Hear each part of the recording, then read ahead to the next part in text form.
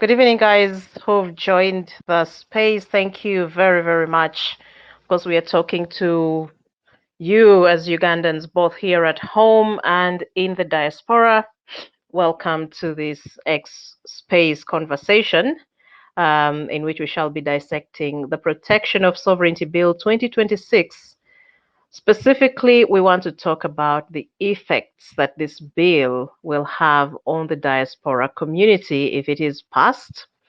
We know that the bill will be coming up for the first reading tomorrow in Parliament, but the bill classifies the diaspora as foreigners. So we're asking, is this a shield for our independence, or is it rather a cage for our citizens? Of course, we have a formidable lineup of speakers. Dr. Sarah Bireete, Executive Director, Center for Constitutional Governance. We also have Mr. Gawaya Tegulle, who is a veteran journalist and advocate. Mr. Isaac Ssemakadde, President of the Uganda Law Society. Mr. Kharim Ntambi of the National Unity Platform, the US chapter, as well as Mr. Kamuhanda Francis of the Alliance for National Transformation, is also with the US chapter. So, just a little bit of context.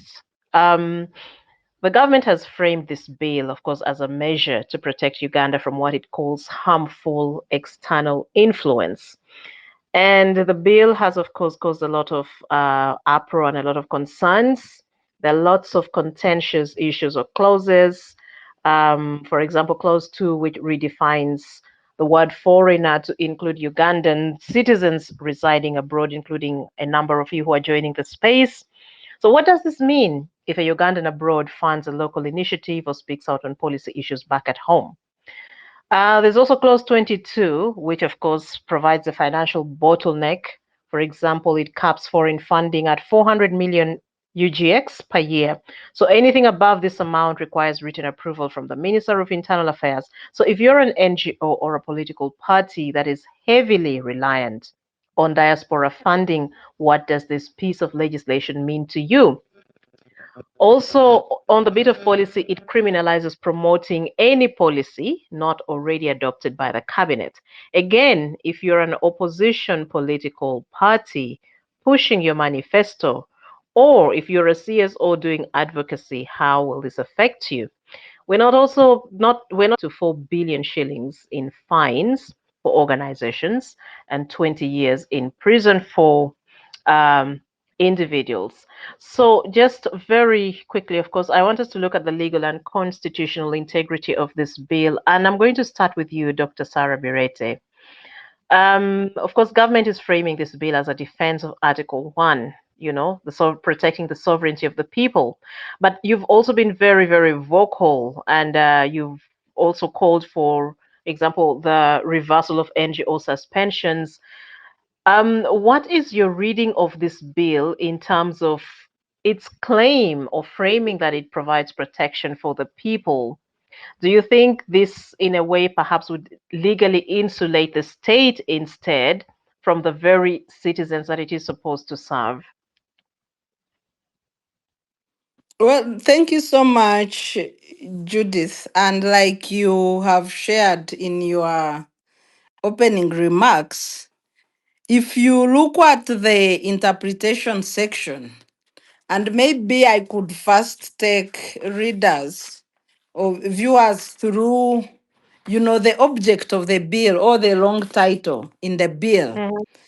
An act to provide for the protection of sovereignty of the people of Uganda, to designate the department responsible for peace and security as the responsible entity for the registration and regulation of agents of foreigners, to provide for the protection of sovereignty of Uganda, and to provide for to regulate funding and any other assistance to agents of foreigners for the related matters. I want also to repeat the definition of a foreigner. So when you look at that definition, a foreigner includes a non-Ugandan citizen, Ugandan citizens residing outside Uganda, a foreign government, consulate, high commission, embassy, or any other diplomatic mission, a corporation, company, non-government organization, or any other legal entity incorporated, unincorporated, or registered outside Uganda, an international multilateral organization, any person, institution, or body instrument declare a foreigner. So you can see how broad that definition is and how dangerous it can be for about 80% of Ugandans.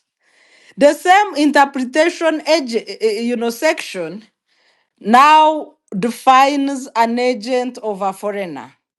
And this means a person who acts as an agent, representative, employee, or servant, or any person who acts in any other capacity at the order, request, or under the direction or control of a foreigner, or of a person, or any of whose activities are directly or indirectly supervised, controlled, financed, or subsidized by a foreigner.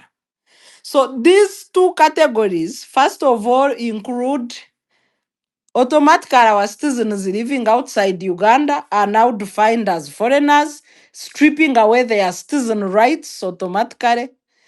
The categories mentioned on who is an agent of a foreigner, it includes Ugandans working in foreign companies, including banks, telecom companies like Airtel or MTN, Ugandans working in embassies, Ugandans working in UN agencies, Ugandans working in IMF World Bank offices in Uganda, and all that category, including the oil companies, Sinok and other companies. Our brothers and sisters working in these companies have to register as agents of foreigners. The second category is your relatives if you live abroad, your mothers, your grandmothers, your siblings that you occasionally send money to for school fees, for medical, for housing, and other upkeep needs. All these relatives have to register as foreigners. If you look at companies, if you are a lawyer representing clients who are Kenyans, you have to register as a foreigner, a foreign agent. If you are an investor seeking money, capital outside Uganda, or even applying for a grant from MasterCard Foundation, which is a foreign company, you have to get a license as a foreign agent. So those are the far-reaching implications of the bill. If you look broadly at the diaspora community in Uganda, which is estimated at 1 million, people living outside Uganda. So if a law is a shield against sovereign interference, why should we then be looking at a North Korea style of law, whereby you seek to legislate for family, love, care, investment of the country's own diaspora as enemies? Why don't we look at the contributions of Ugandans in diaspora? As per last year, Ugandans living and working abroad contributed $2.5 billion in terms of remittances. If you compare to Kenya, Kenyans contributed $5.04 billion in terms of remittances. And the comparison with Egypt shows that Egypt earned about 24.9 no, $29.4 billion. So why do other countries make more money than Uganda? You find that Kenya has introduced a nice program of Kazimaju program, which encourages better working conditions and protections of fundamental rights and freedoms of Kenyans living and working abroad.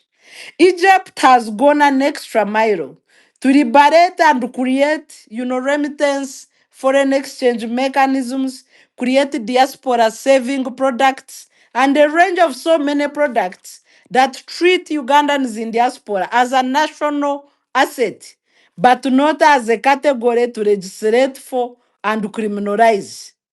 These remittances are important because, on top of financing the family or household needs of their relatives, they stabilize the shilling through foreign exchange earnings. They help meet external debt payments. They help in improving the GDP of the country. And it's important to note, Judith, that as we speak today, Uganda's public debt stands at 130 trillion, and legislations that criminalize foreign investments will greatly affect foreign direct investment in the country, and that is a broader impact on the sector. I thank you so much.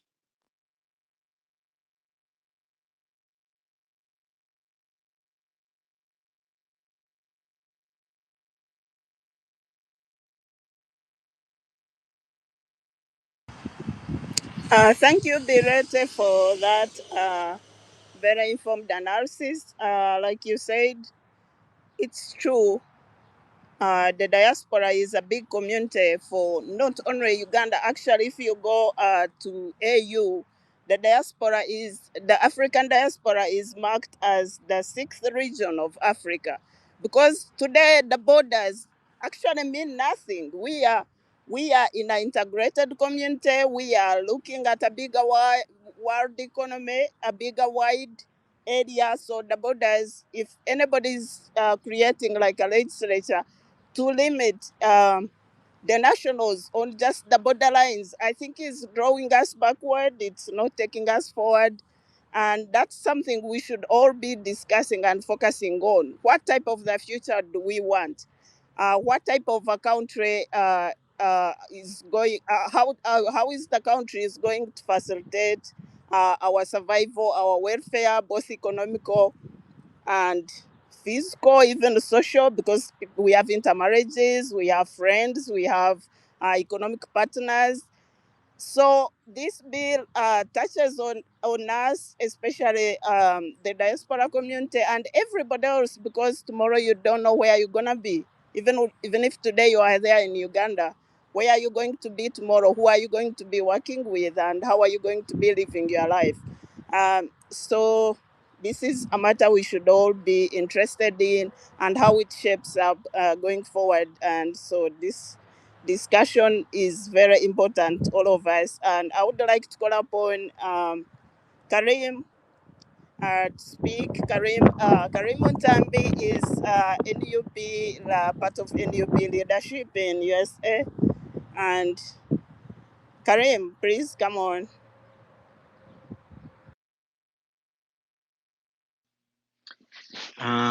Good afternoon, good evening, everyone, and thank you so much for joining. I hope I'm audible. Hope everybody can hear me. Yes, we can hear. Thank you. Yeah, thank you so much, my friends from the Civic Space TV, for hosting this. Um, I think one of the things we need to really look at. First of all, I am Karim Tambi. I do advocacy and strategic outreach for the Diaspora National Unity Platform. Uh, so I wanted to talk about two things. I think one, the definition of the diaspora, and uh, for us to introduce such a bill, there has to be injury that the regime needs to, that the people of Uganda need to redress. I'm trying to think of the kind of injury that really needs this bill to be enacted urgently, and I'm finding it hard. We are also living under the same regime that has always taken pride in things like regional integration, Pan Africanism, and now we are foreigners in our own land. Now, you think about people who have been doing business in Kenya, and Tanzania, in Rwanda, now are supposed to be foreigners. Beyond looking at it from a perspective of people who live beyond the borders of Africa. But even within our neighborhood, we are going to cut it once you cross the border and live in Kenya for 2 weeks. Now you're doing business in Kenya. You're now a person. You are looked at as a foreign agent. If you have embraced the African Continental Free Trade Area and you're doing business in places like South Africa, Ghana, and all that, now you become an agent of foreign interest. I'm finding it a hard time understanding the sense of urgency and how they define, like, how long should I live outside of the country to be designated a foreign agent. For you to say that now I don't qualify as a Ugandan, but as a person of foreign, interest. So that's still puzzling me. The other thing is, I think that the regime is being guilty. It has flooded foreign agents everywhere at the expense of Ugandans. Now that they have reached a point where I think the return on investment on their foreign agents is not, is not looking good on their balance sheet. Now they want to turn it against us as Ugandans living in the diaspora. And I will speak about the kind of foreign agents that the regime has deployed for a long time.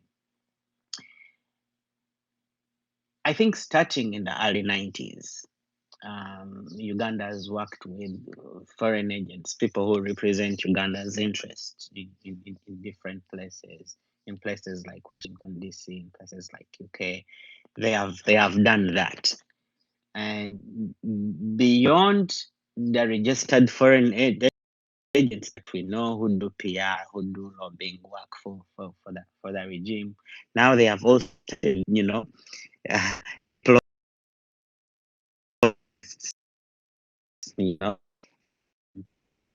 I was going through the Auditor General's report for the Washington DC embassy, and I saw there was procurement for promoting tourism, 100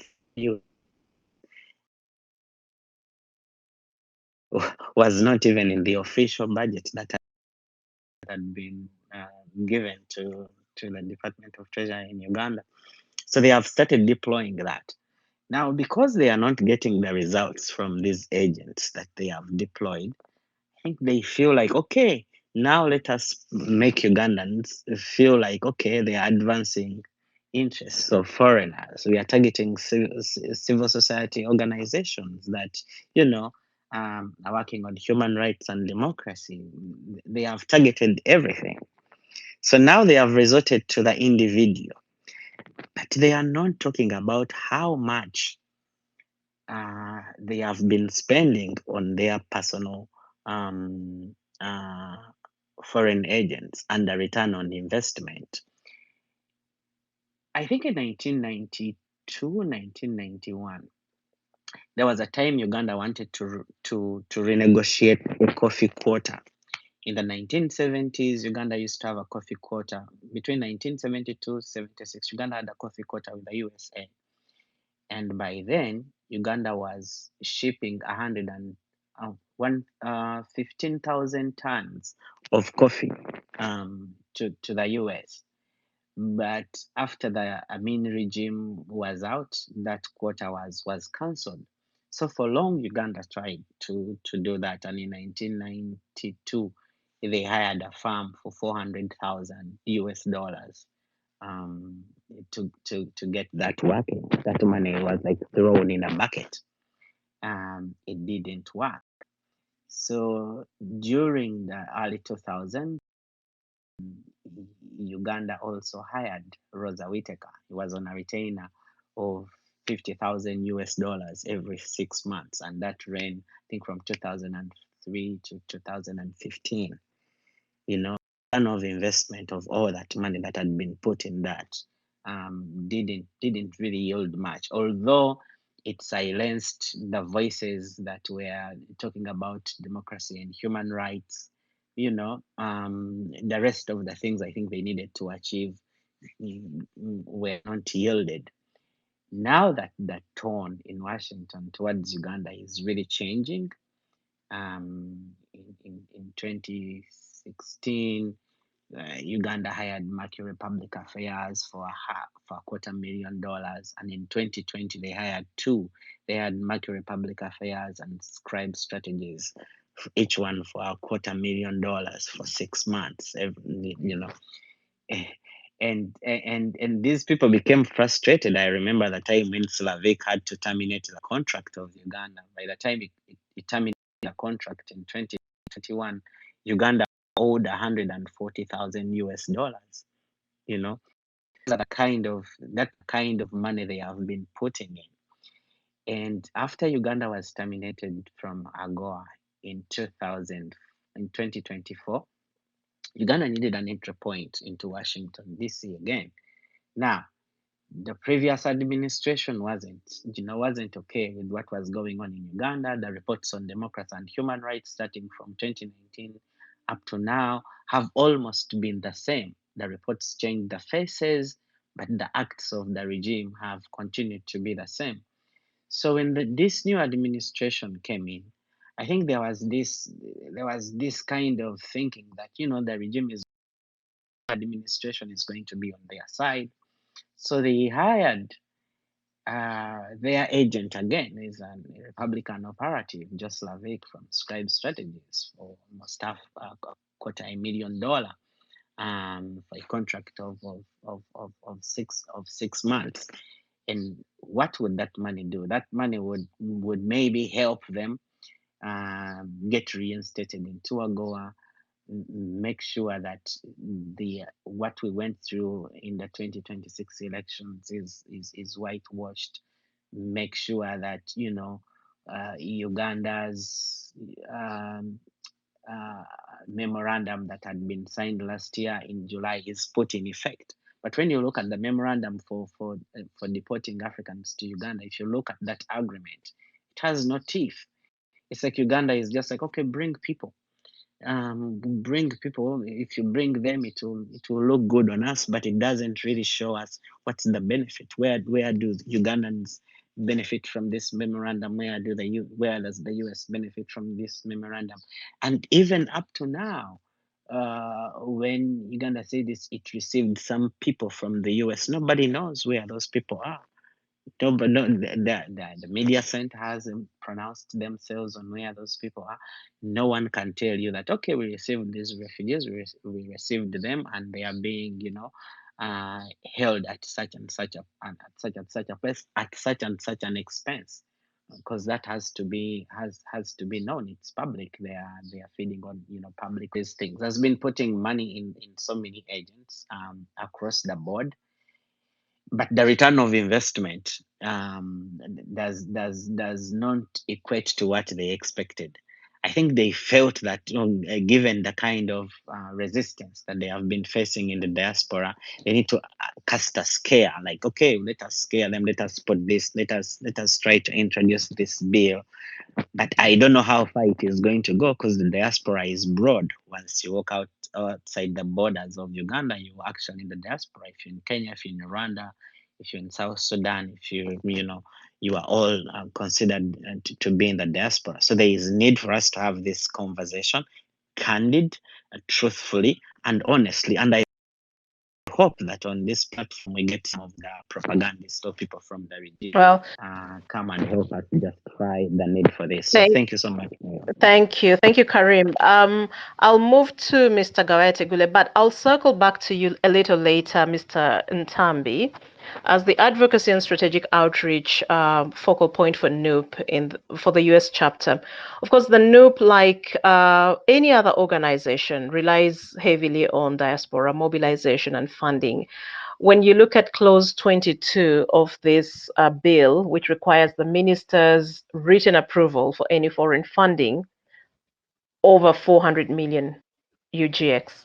If, for instance, your chapter sends funds back home to your party to support in its political and civic activities, and the minister says no, what would this, or what does that do to your ability to support and engage in a civic and political process, which is something that the party is registered and legally, required to do? But I'll come back to you on that a little later. I need to move to Mr. Tegulle.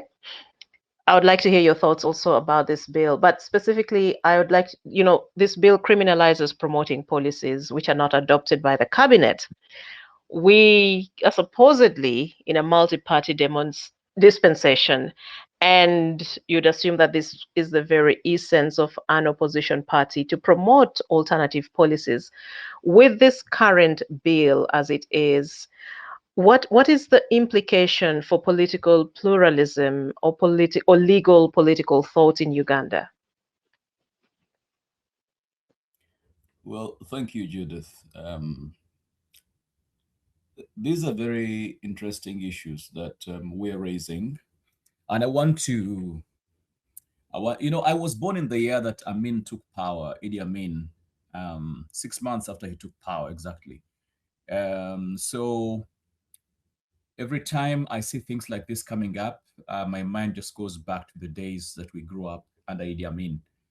I think the thing about Idi Amin was that he was more straightforward, and I have lots of respect for him, in the sense that he came out and said, guys, forget about democracy, forget about things like parliament, forget about representation.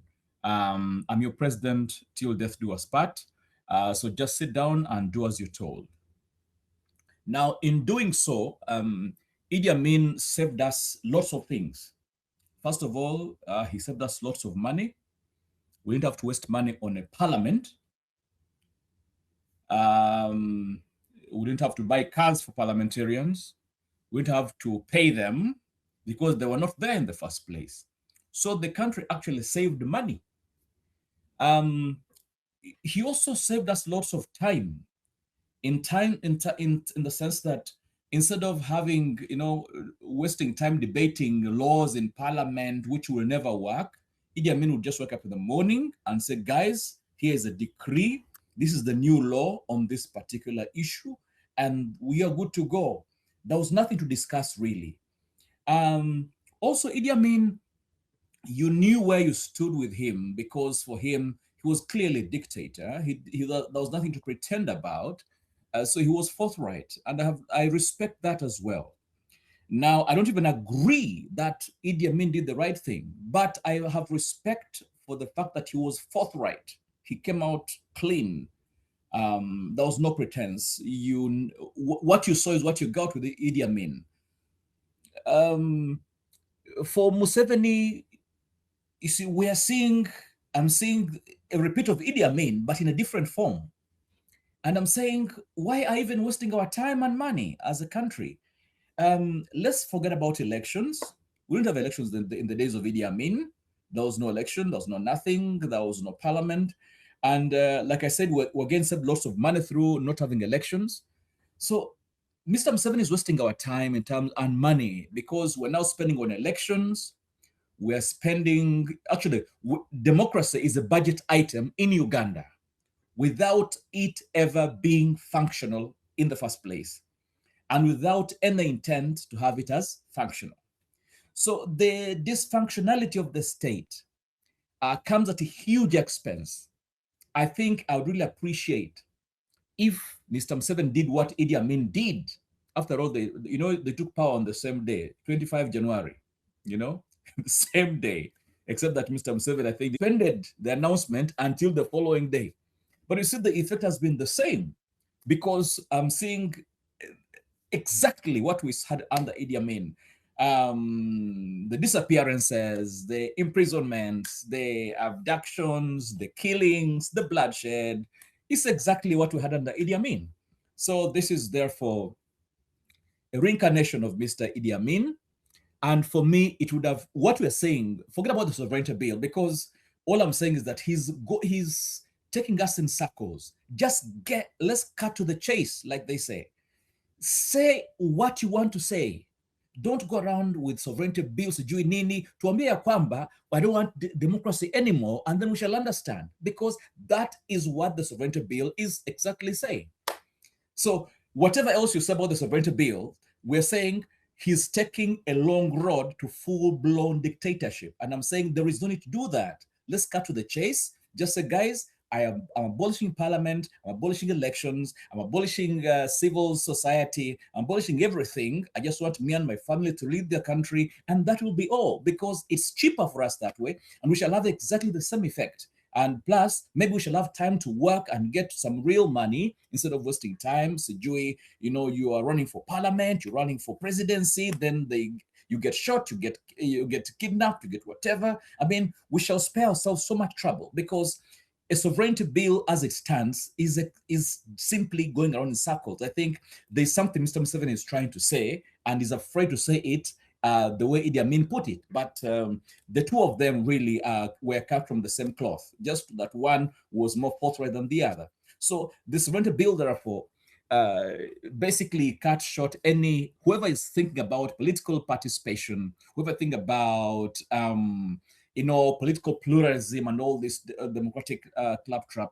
I think this is the time, Judith, to say, you know what, we should not have that anymore in the country, and we're just going to have a full-blown dictatorship, a gang of criminals who really should be in jail and are leading the country, and instead are jailing those who are genuinely fighting for democracy. So I think we'll be much better off.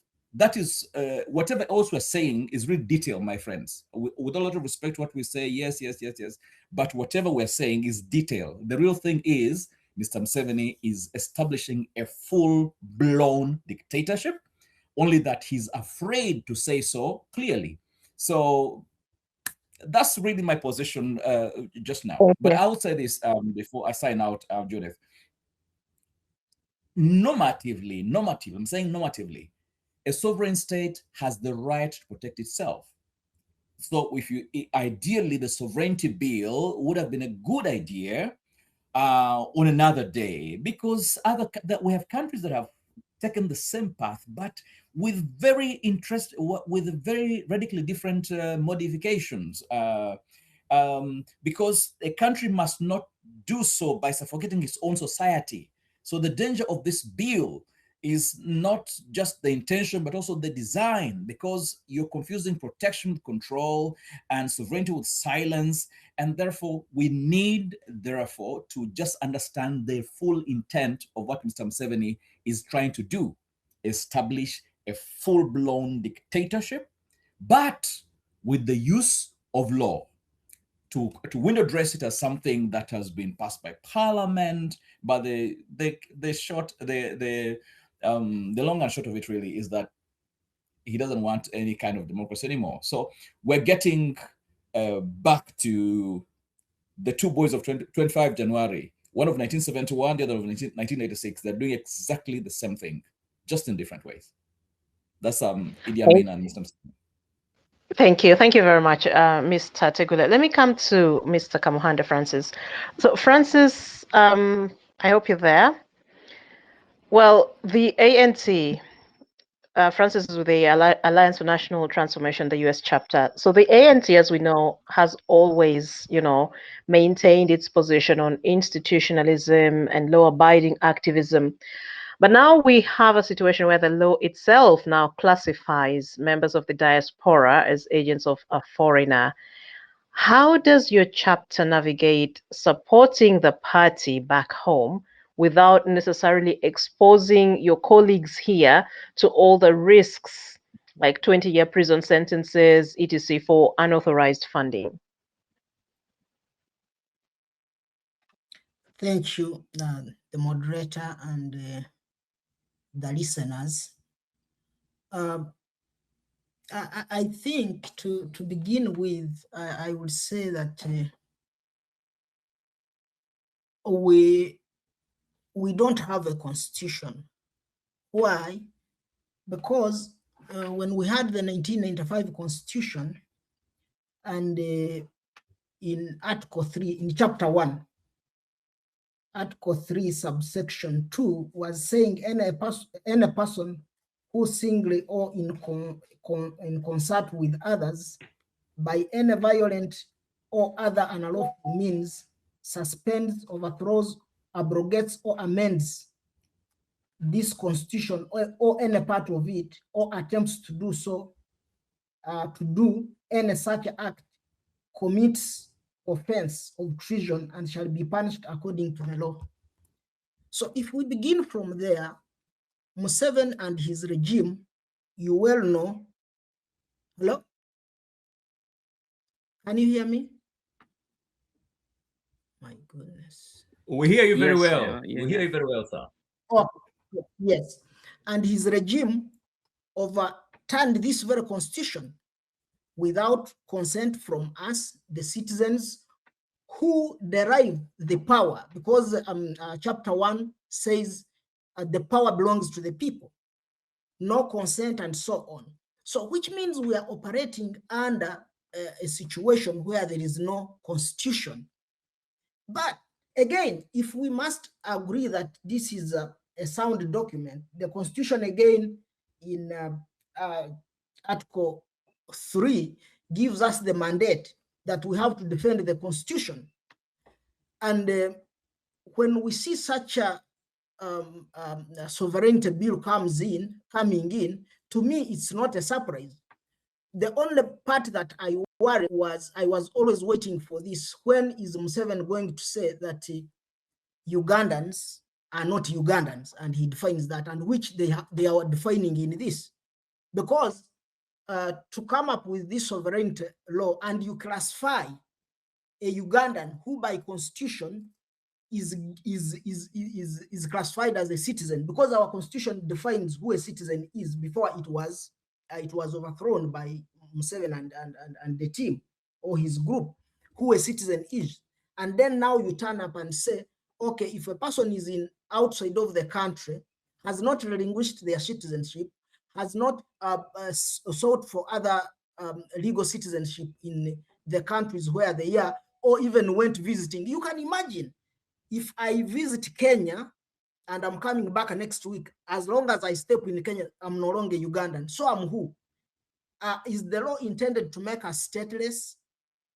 And we don't know where we belong? For me, this is not a position of my party, because the legal team is still studying the bill and then will respond at an appropriate time.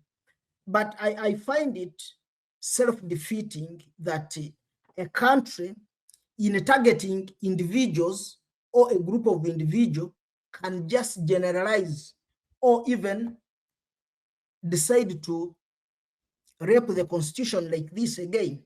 This should be again the third time.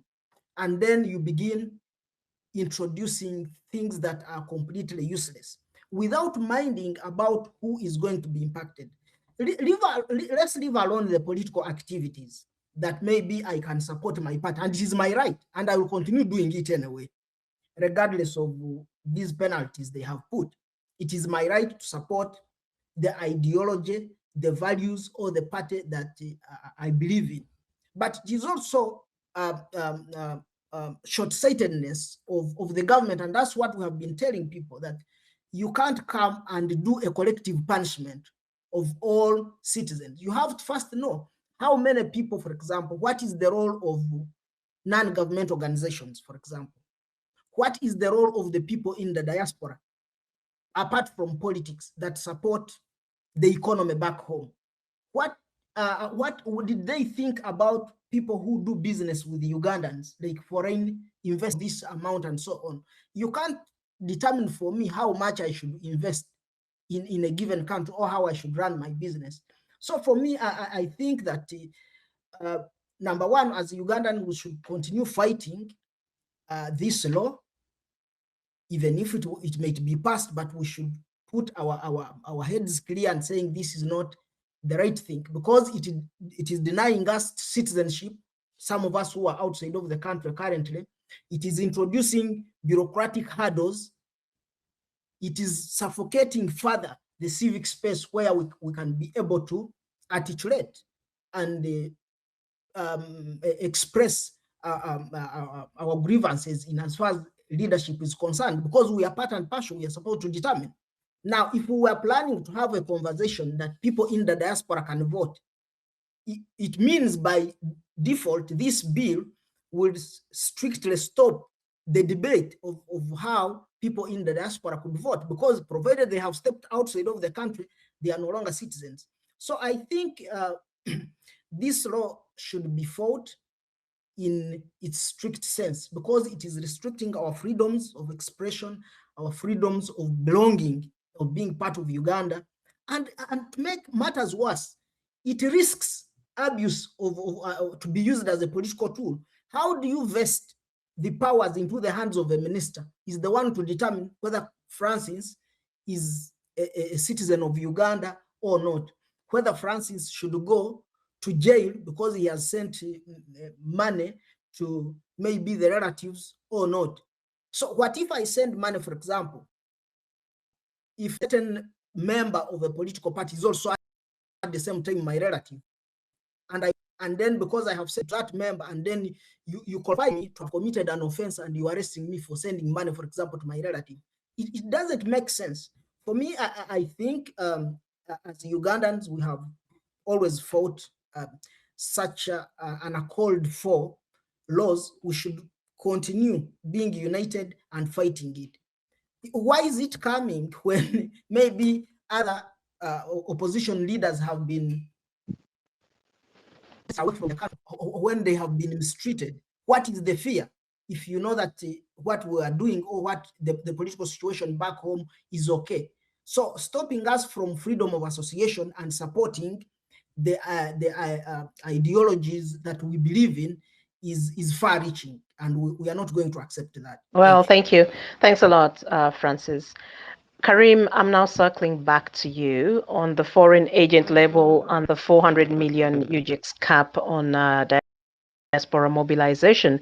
And I asked you earlier, with this current bill, if it passes and you do your work, you mobilize resources and send your resources back to NUP here in Uganda, and the minister says no, what exactly would that mean? And what does that do to your ability to support and engage in your civic and political rights and duties back at home? Thank you so much. I think that the regime got scared with the amount of support people have for change in the diaspora. And I'll give an example. NUP we don't raise a lot of money that can scare a regime as it is. And most of the funds we raise in the diaspora, mostly it's earmarked. We come up with a project, okay, this is what we're fundraising money for. It's not like we have a pile of money and we just pump it into NUP. We do earmarked projects. We have a cause, let us put some money together. People get $20, $1, $5, and that money is sent. I think the greatest scare of the regime is the number of people who are participating in this in these causes.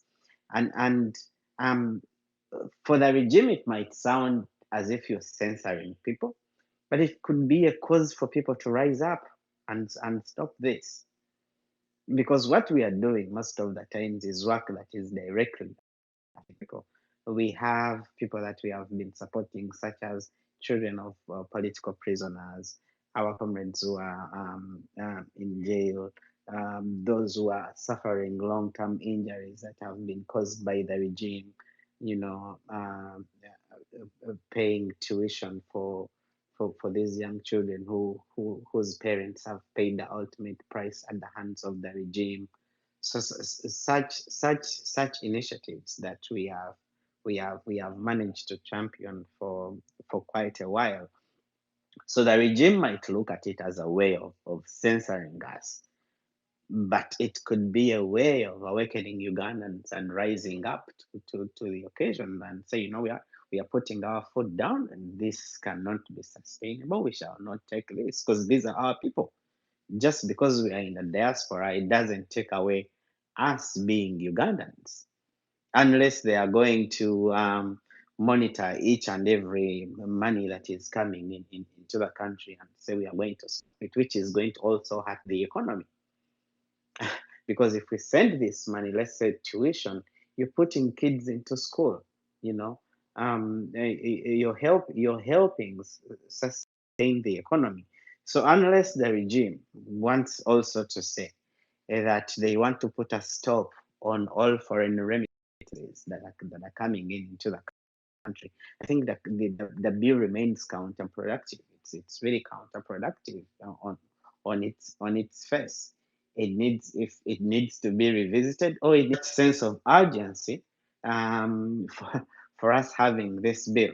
So whereas they might believe that they are to be hurting, political actors in the diaspora and the people that they work with, or targeting civil society. Let's talk about actually civil society as a whole, and the role that they have in taking to the lowest common denominator in our society. The role they play, is really key. So for you to say that you're going to put a cap on how much money, or you're going to get consent from a regime sympathizer to allow you to make certain transactions, you're being counterproductive. You're hurting the economy itself, and the chances of this backfiring are higher than just letting things stay as they are. Thank you. Well, thank you. Thanks a lot. Let's now shift focus and look at the economic sabotage clause of this bill, or generally the economic implications of this. Dr. Sarah Bireete, I'm coming to you.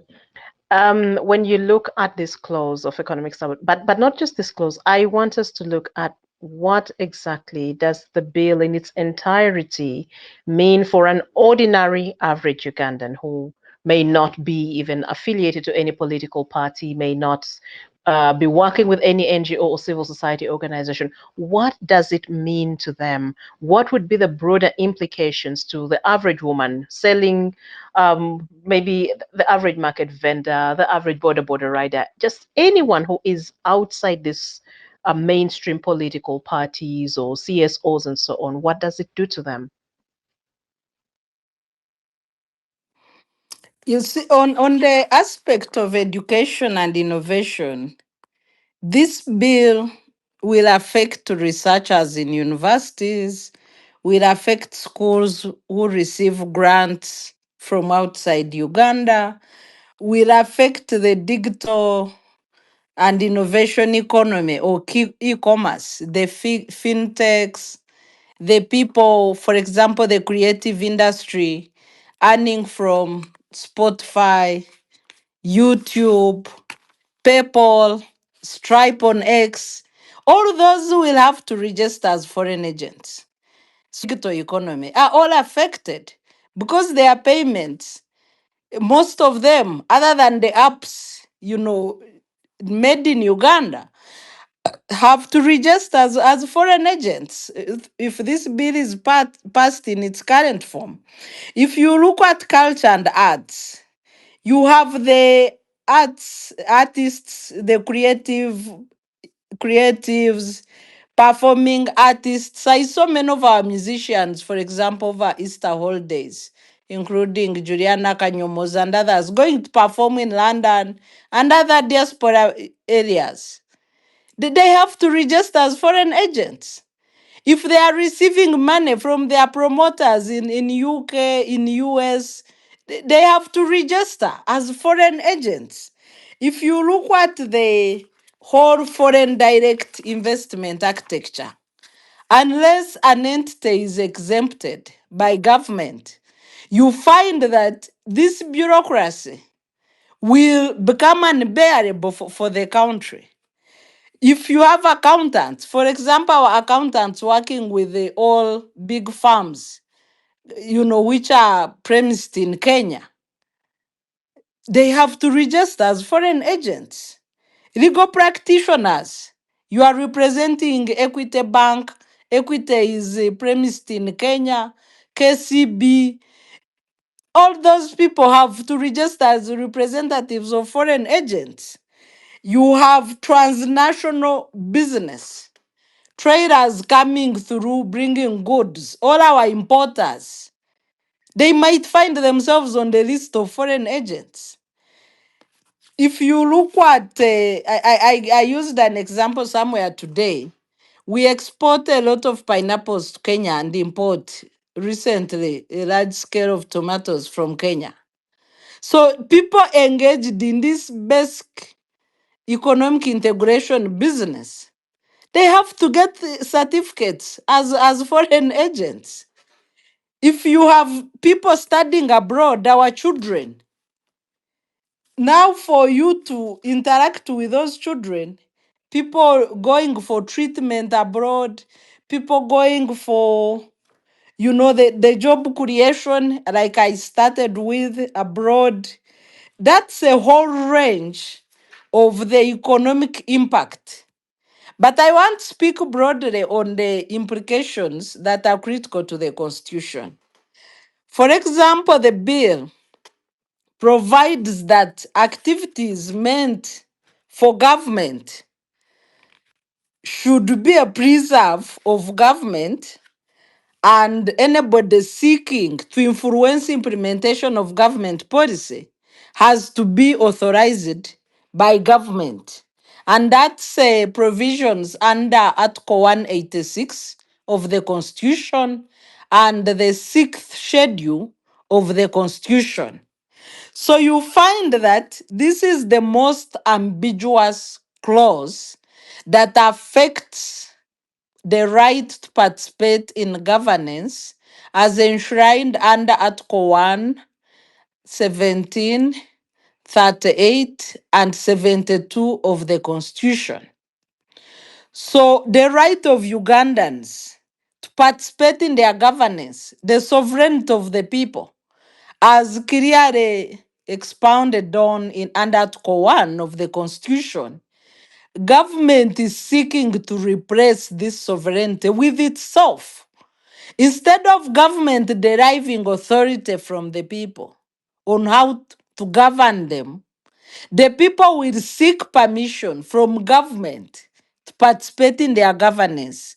This is a twist of Article 1 of the Constitution and the related articles. The aspect of criminalization, Judith, is something we need to clearly expound on in this bill.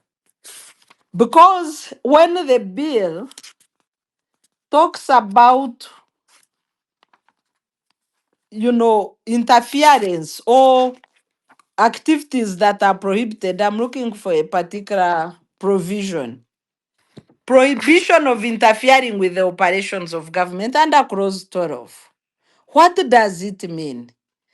Prohibition, promotion of foreign policy of another country. This is also crazy. Like, who promotes foreign policy of another country in Uganda? To what end? Interfering with electoral processes. What does it mean? And then you go to the punishments. For example, if a grandmother receives money for treatment in a hospital without a license of the minister, she could be arrested for 20 years or given a penalty of 2 billion, regardless of the amount of money she has received. So it is not a percentage of money received. And then for small scale businesses and other multilateral enterprises, for anybody to bring in money in excess of 400 million, you need special permission. Or the funds could be forfeited by the state. So this is a mere $100,000. What is the magnitude of this money? And how will foreign investments run if you are limiting foreign capital in terms of not exceeding $100,000 per year? And the excess of that money can be confiscated by the state. So you find that the bill has far more reaching implications on the economic rights and factors than the civic space. Both economic and civic space are affected, but I think the greater impact is on the economic space than the civic. If a company, international company, employs a Ugandan without a permit or registration as a foreign agent, that company can be penalized for up to 4 billion shillings in penalty. So these excessive punishments accruing through from the bill and the bureaucracy attached to foreign direct investment, to remittances coming into the country, is a threat to cross-border transactions. It is a, it will, I don't know what warranties a country to legislate the North Korea kind of law. And I want to give comparisons with other countries that have enacted sovereignty laws to strengthen data systems, to strengthen national systems, and to protect the national development of the country. Like Rwanda. Rwanda has a progressive sovereignty law for protection of national systems from outside competition to enable these systems to grow, to develop capacity, grow, and serve better their country where they have full control of their data. Kenya has similar laws for data sovereignty. The UK sovereignty law is about sovereignty of parliament and the autonomy of parliament from non-interference. On the other hand, we have comparisons with the US, for example, Foreign Agents Registration Act. The purpose of that act is to register foreign companies and non-US citizens who seek to benefit from funding or from State Department, who seek to use state resources of the United States of America. Canada has a similar law for registration of people who seek state funding from their country. But it is not to criminalize citizens as they engage with the international community. So those comparisons, the countries that have criminalizing laws include North Korea, Pakistan, El Salvador, Bosnia, Nicaragua, among others. And that's the trend that Uganda is taking under the guise of creating a shield for sovereignty, which is in a way taking away the sovereignty of the people. I thank you so much. Thank you. Thank you, Dr. Sarah Bireete. I'm told Mr. Isaac Ssemakadde, I can see you here now. Thank you for joining the space. And I'm going to take a little bit back to the first segment where we started, since you've just joined, looking at the legal and constitutional integrity of this bill. From a constitutional standpoint, can the state strip a citizen of their domestic political rights simply based on where they are located or their GPS coordinates?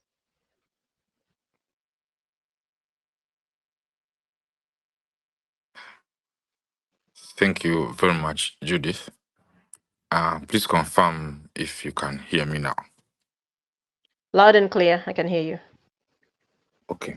Apologies for my failure to join you earlier, coordinating a number of things with our Law Society Council. It's understandable, Isaac. Some meetings, over spilled over, and then I had a challenge with internet connection. It is not out of disrespect for the distinguished panel that I am come late to this discussion, but I'm grateful that I listened to much of what Dr. Sarah Bireete delivered. 2 points that are connected to the question you answered. I'm very happy that sovereignty is being defined in plain English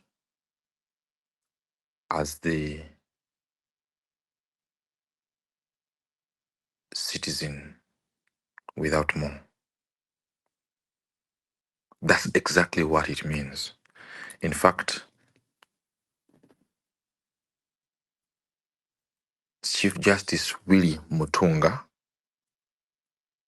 former Chief Justice Willie Mutunga, Dr. Willie Mutunga, has published extensively on the citizen as a sovereign. The citizen as the sovereign, that is the basic framework of modern constitutionalisms, modern constitutions.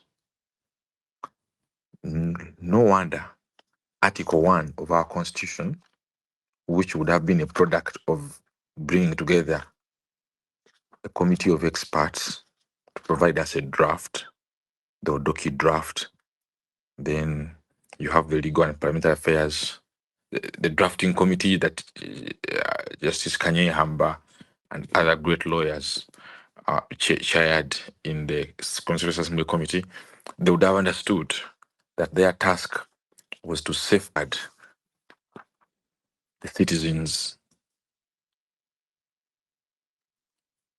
irreducible rights. The citizens' irreducible rights.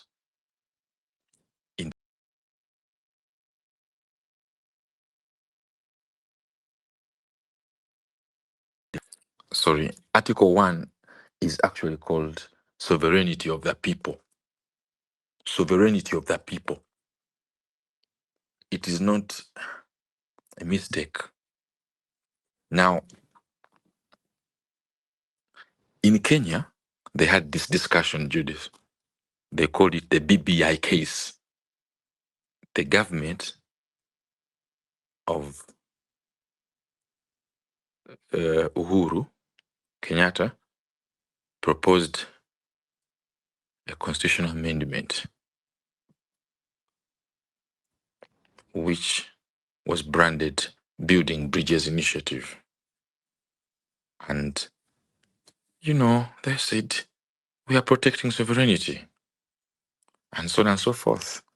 But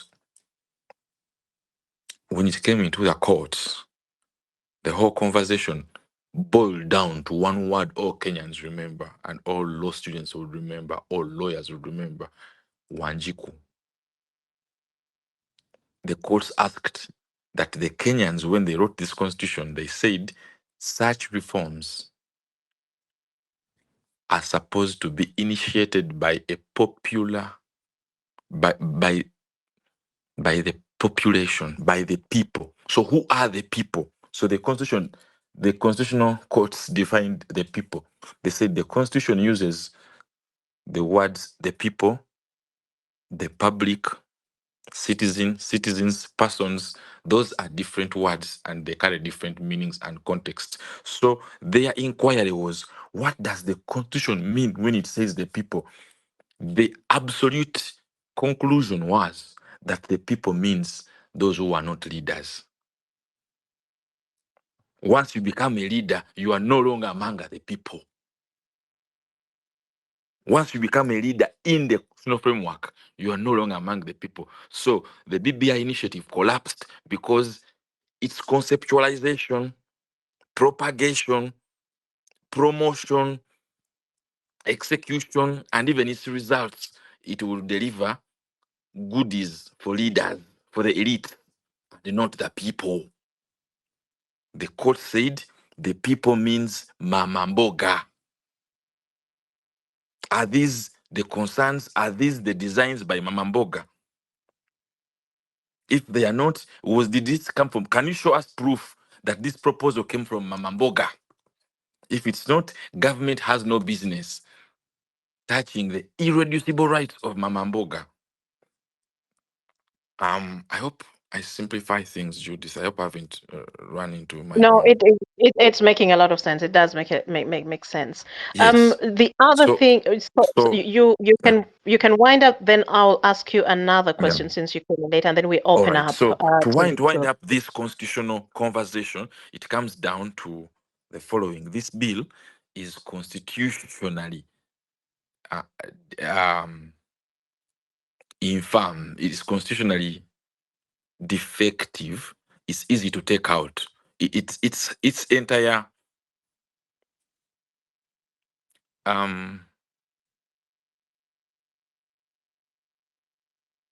foundation.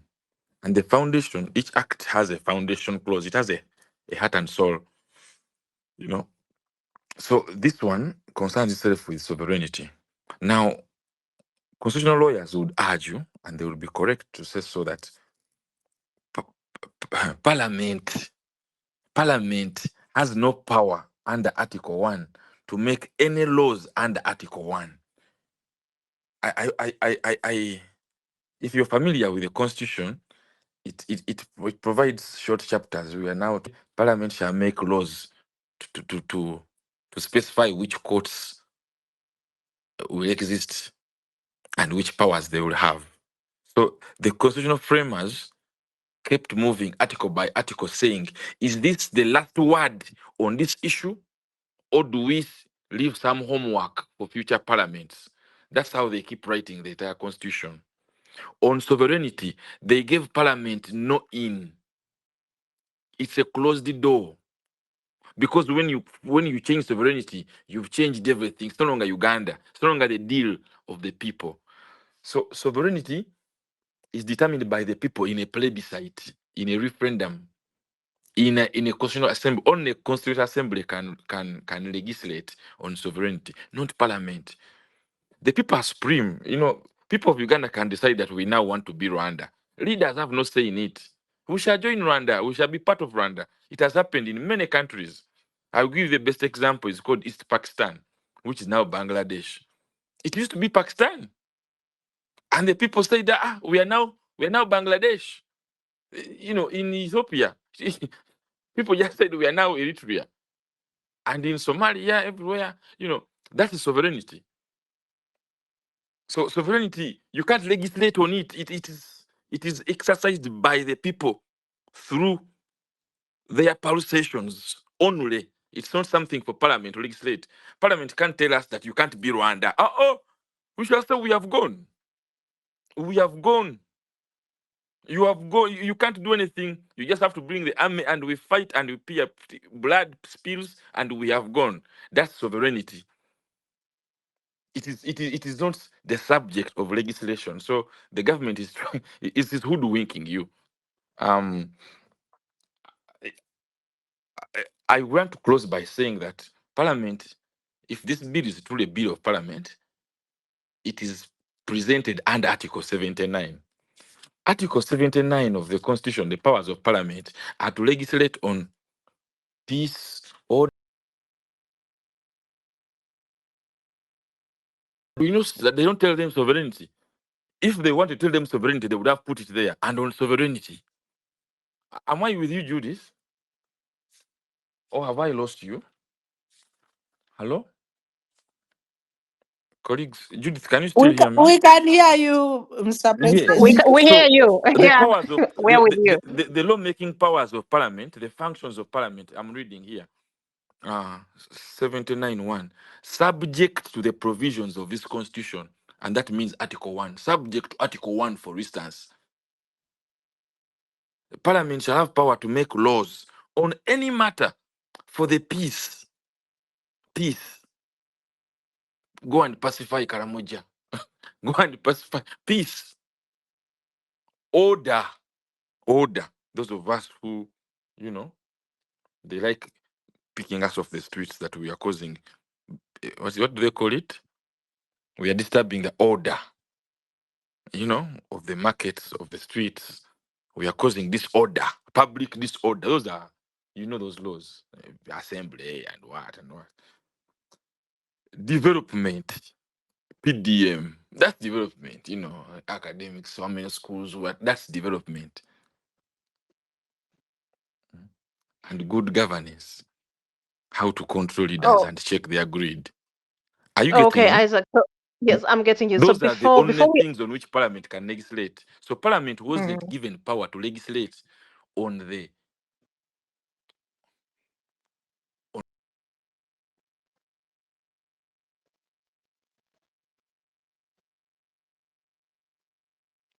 wow. motive.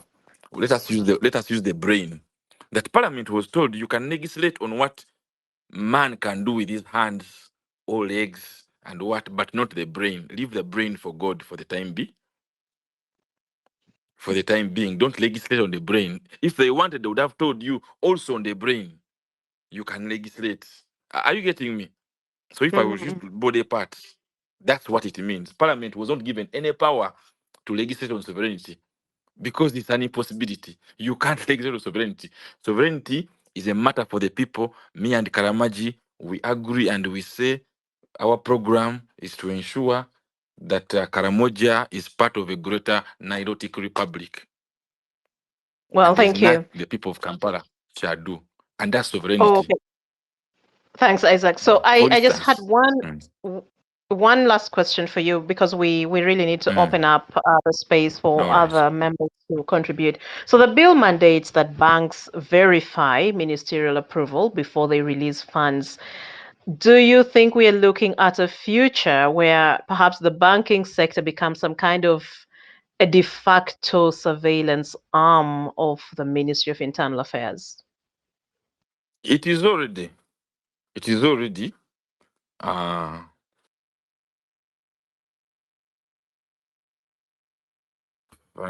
the world has moved to what we call AML slash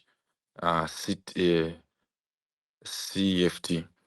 We call it anti-money laundering and the counter terrorism financing.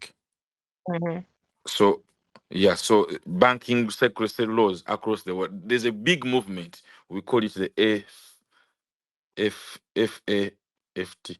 Yes, I'm a bit so we call it the grey listing. You heard of grey listing?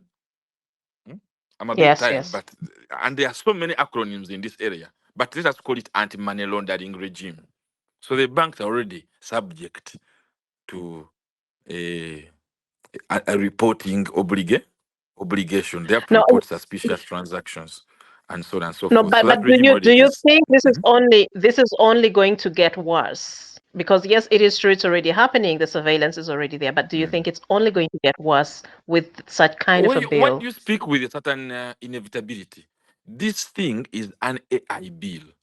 A group of jokers sat down and asked AI to generate for them the worst kind of bill of this kind. As I like that Madam Dr. Bireete has pointed out that there are sovereignty bills, so protection of sovereignty bills and acts across the world. And when we look at them, they actually define which area of sovereignty. Sovereignty is a very big thing. You can't, so if you're to touch it, you must say what part of sovereignty. You must be clear that that's sovereignty is something sovereignty. Oh, okay. Then we hear what you want to say about our sovereignty. So okay, maybe that one doesn't infringe. So and as you've seen, it promotes the citizens' resilience, capacity, reach, and interaction, not negatively. But here, this bill merges two things. It lies that the purpose is sovereignty, just for propaganda purposes. Then it comes down and plays with foreign agent. So there are also foreign agent laws. So it merges two streams of legislation here. And so somebody has asked for all the foreign agent laws that exist especially in autocracy states. So there are two kinds of foreign agents laws. That there are laws that people like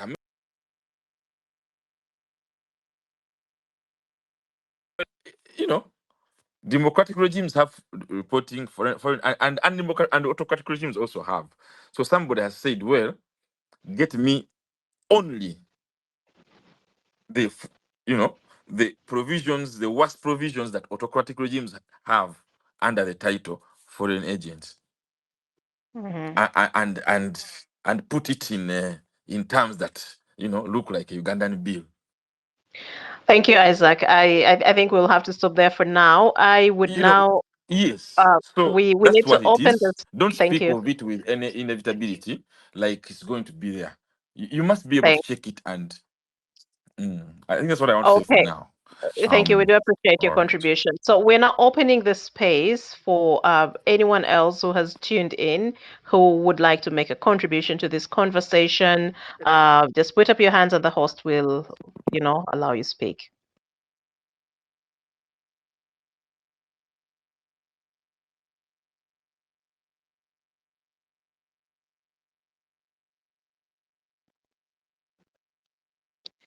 Hello. Well, if you don't have people in the pipeline, Yes, Isaac. Judith, if Isaac, you don't you. have people in the pipeline, I may probably keep going until you have people in the pipeline since you control the. Are you the host? I don't know. Would you be able to tell who is I, putting I up a am hand? I am moderating, but there's a host and a co-host who are handling that. But it's okay in the meantime, as we Oh, wait for someone to show yes. interest, you can speak, Yes. Isaac. Yeah. What can I say about this? Yeah, I was saying no. Don't speak of it as some form of, it's a common thing within Uganda. Like you have yielded, and maybe that's what this bill really speaks to, and that's its purpose. It is to sort of gauge the civic resistance.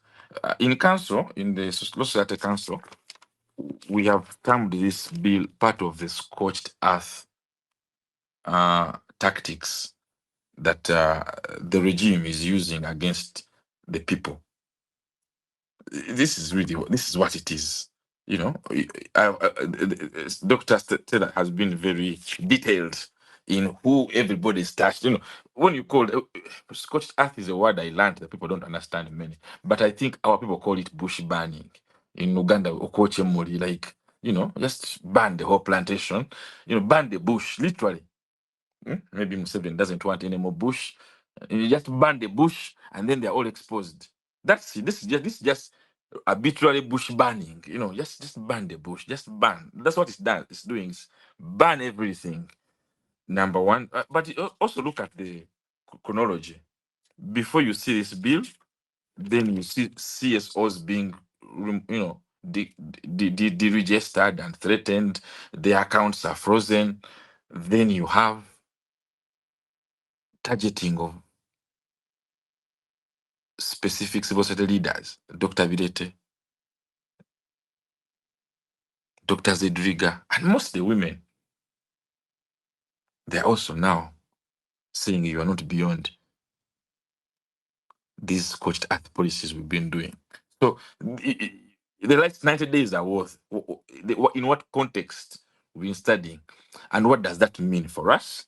It means, well, that out of pressure is going to be, for instance, on the law society to be able to provide a resistance, a popular resistance to this thing, not just in law, but in terms of literally defending the people, because the people's guardrails have been, and the people's leaders and protectors have been disappeared. And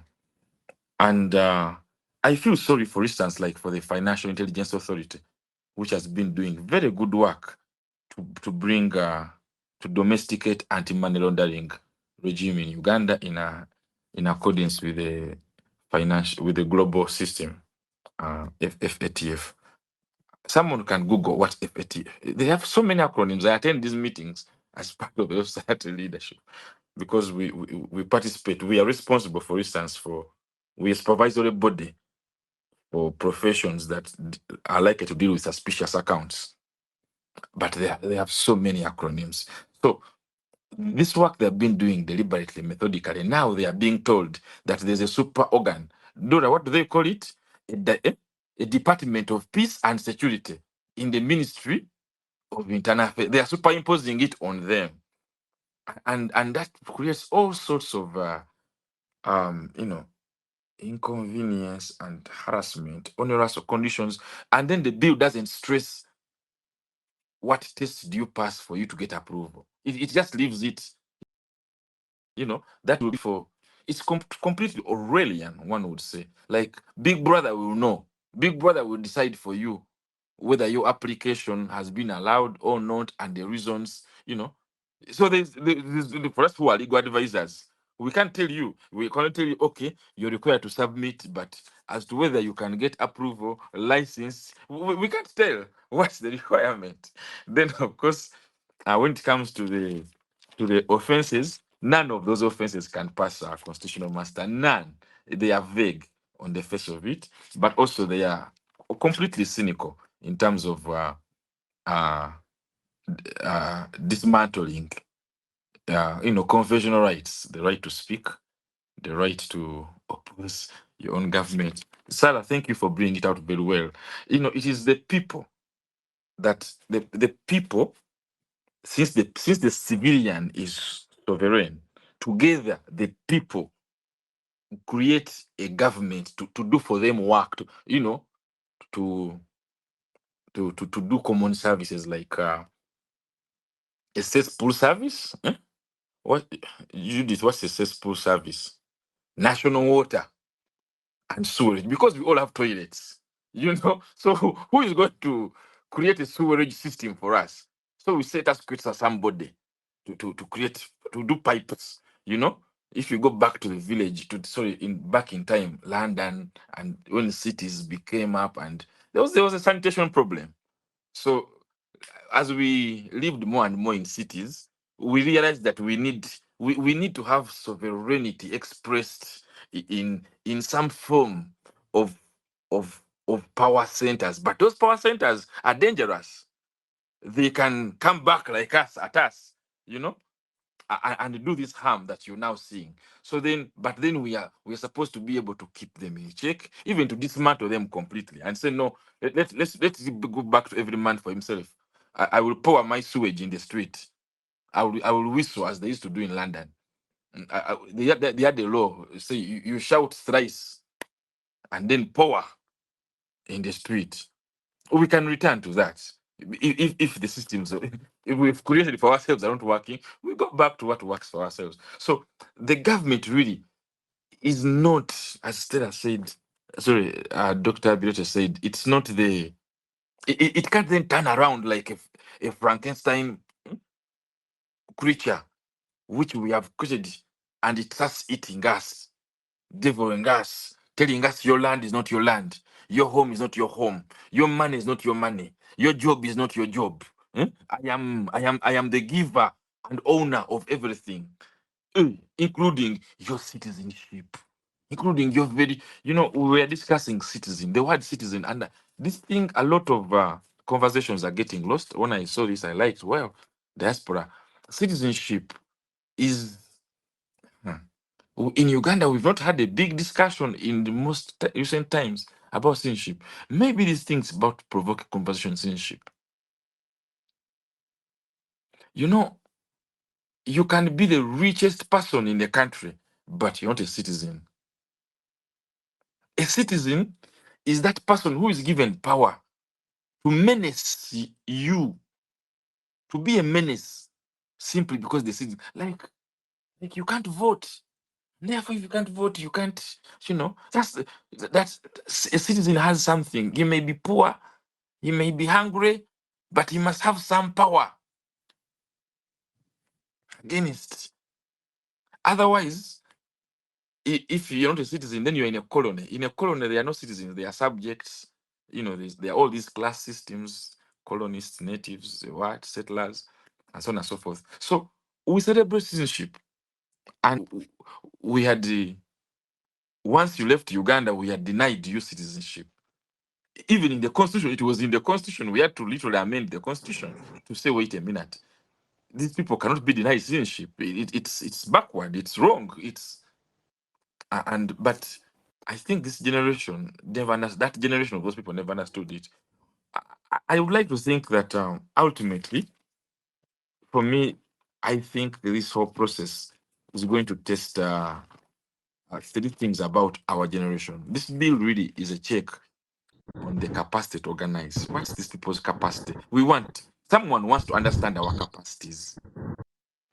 For a long time, the diaspora movement has been ignored, but now I think they're recognizing it. that the diaspora community is as legitimate Sorry, as the we're getting citizens some at kind of home. background noise coming from somewhere. I don't know, Felix, if you could just kind of mute your mic. Yeah. Yes. Yeah. So for me, I think one, we should celebrate this bill. We shouldn't be in a vigil.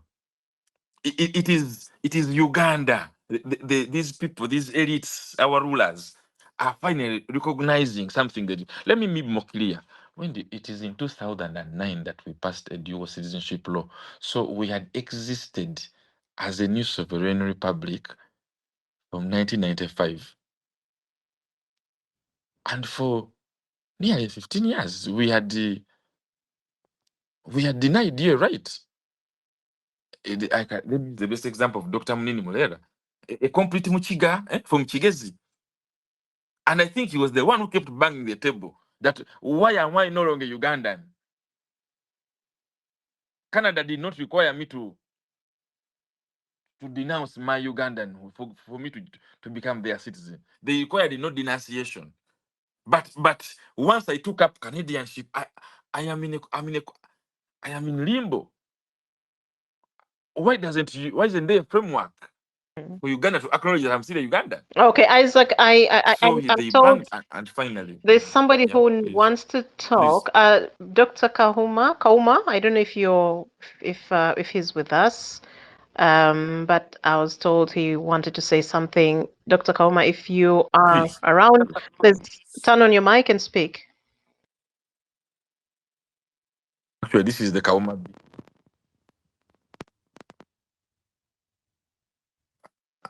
I see still a listener. Daniel. Hello, is Daniel Kauma? I see still a listener. Maybe he's struggling to come. Okay. But also, Yeah, but I wanted to say that this bill should be celebrated by the diaspora community. Uganda has always had a difficult relationship acknowledging its diaspora.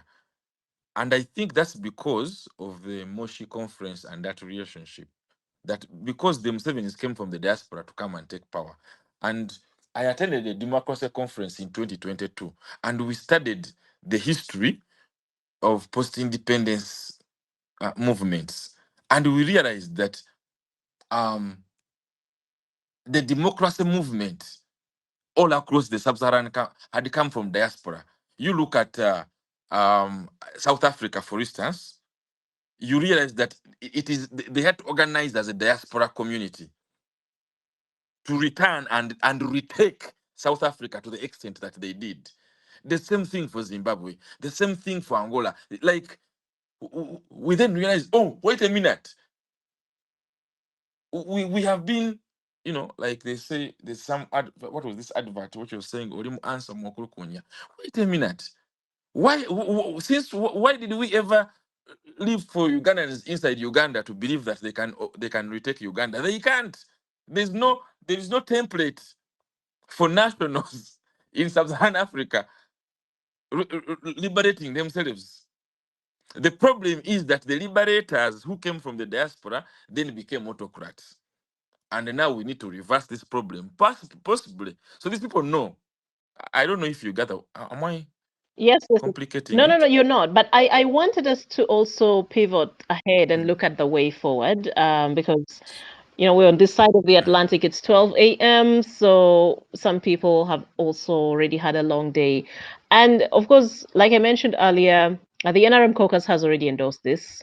And tomorrow, the bill will come up for its first reading in Parliament.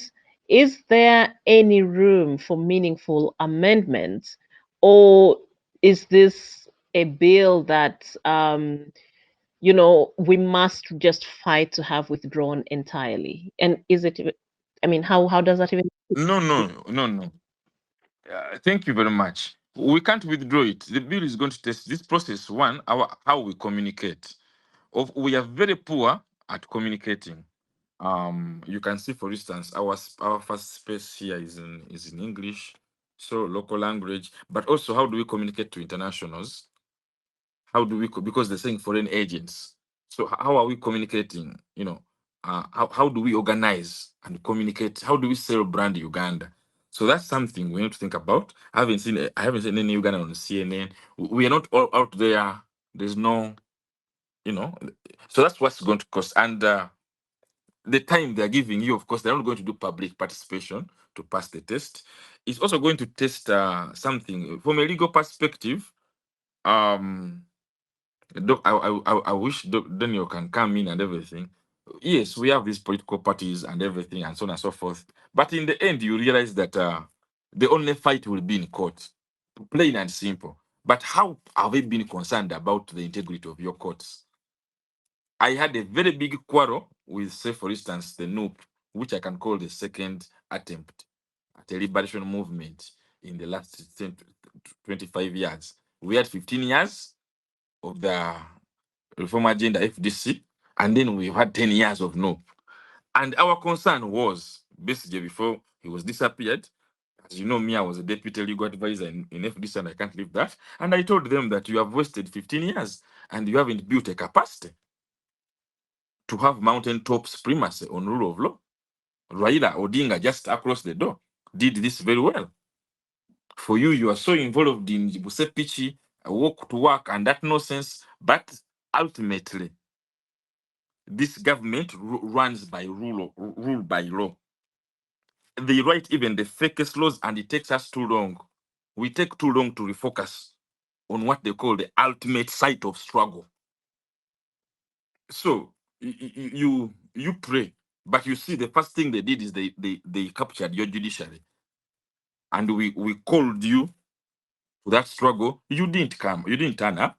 The entire judiciary in Uganda, as it's organized, is an illegality. It's an illegality, and that's where you have to start. So this bill is a disguise. It's a deception. Of course, parliament is an illegality. Of course, the executive is an illegality, has been for a long time. But you, the people, your sovereignty in the courts, they're called the people's courts. Why do you think, why are you, I'm angry with all of you for saying, oh, they are touching our sovereignty. They took it. They took the courts. They are called the two political branches, the executive and the legislature. There is a branch in which there are no politicians. It's called the judiciary. It only has lawyers. So this, you have to ask yourself, you're talking about long term, you have to ask yourself about lawyers. I should congratulate lawyers and citizens of Uganda. When I stood and how I stood and what we campaigned for, we told you we are retaking the legal profession and giving it back to its owners, the people of Uganda. The lawyers left to their own devices will work against your sovereignty.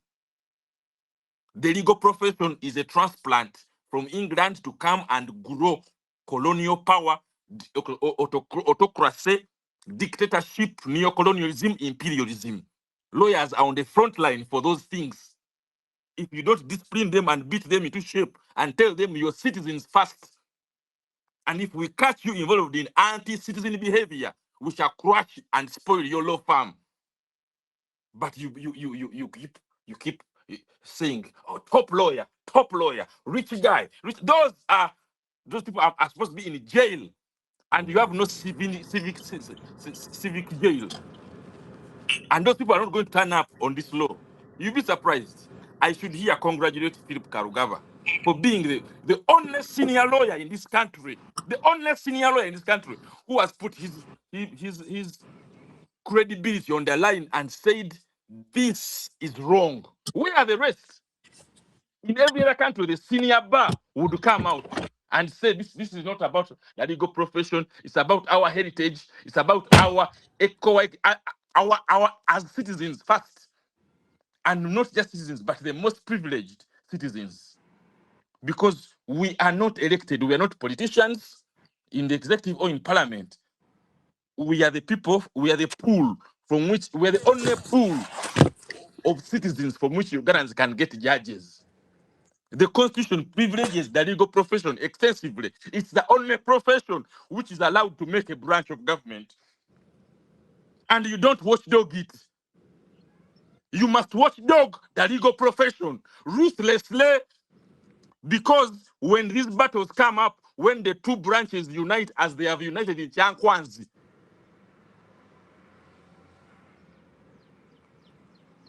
supremacy, only the legal profession, can prove. Judith, are you a lawyer? Judith, are you a lawyer? I'm not a lawyer, I'm a journalist. Yeah, you have no stake in the battle against this bill now. Okay, only lawyers are going to decide it. Can you imagine? But that's what they tell you about citizen. Now, if you want, as a citizen, you can use citizen power under Article 129. You can use civic power and civic tools and so on and all those things. You can try. You can try. But there's an easier route. Discipline the legal profession and discipline the judges. Who judges the Okay, judges? Who so disciplines Isaac, judges? thank you. Those are important Thank you. questions we are dealing Yeah, with. Otherwise, it will be I, them to resolve these questions. well, so I'd also like to Ultimately, hear in from the the shortest other time. speakers. Thank you, Isaac. I'd also like to hear the same, the same I'm not question. dominating. If you have a speaker, give them. Me, I I will keep want to hear other speaking until speakers. you get a speaker. Yeah, the way forward. Is there room for any meaningful amendment? If there is none, you Maybe have to Dr. prepare Sarah for the Bireete. legal battle. No, The site of struggle is going let to me be ask. the court systems, ultimately. But you can also try your other systems. I beg to submit.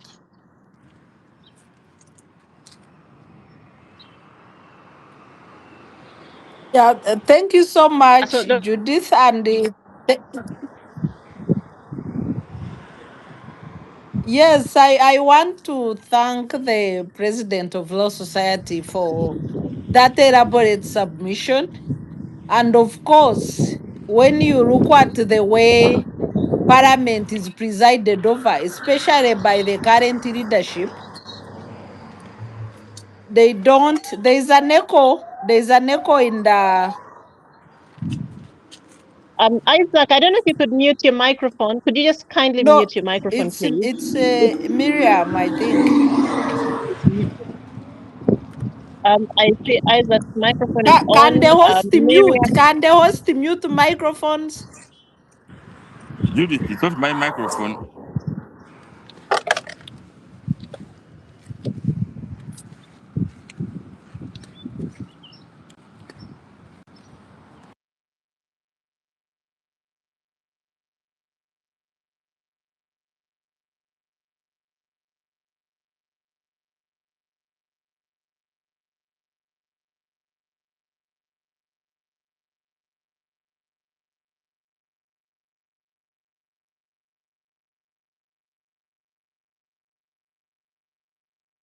Yeah, I think he's now muted.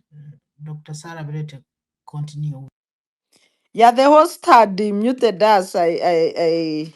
So I was saying, like the president said, of course, one of the strategies going forward is litigation, because when you look at the nature of parliamentary proceedings under the current leadership in parliament, they exclude public participation. If you go by the recent past bills, like the UPDF Amendment Act was passed in a total of 5 days. This parliament will lapse maybe in the next 2 weeks in preparation for swearing in and a new session of parliament. They have about 12 working days to conclude business for this term. And the Speaker has put this bill on the order paper, even when they have so much backlog of bills, including tax bills, marriage and divorce bill, and the constitutional amendment bill of 2024 that they need to conclude, and she's introducing a new bill in the working space of 12 days. So that shows you that they will pass this bill in about 3 days. And they don't intend to engage the public. They don't intend to give people space to share their views. And they are going to sit and legislate on a view sovereignty of the people, which is entrenched. Article 1 is a matter of discussion by referendum. It is not the business of parliament. So if anybody wants to debate how we engage in our governance, let them call a referendum and we all debate and everybody takes a decision on whether government should usurp our sovereignty or not. But Parliament will continue with this illegality and absurdity, especially if it is the Speaker in chair. You don't expect much. And but we are engaging all the same, as we are engaging all the affected categories, as I've mentioned them. We are trying to have discussions with traders. We are trying to have discussions with international and multinational corporations.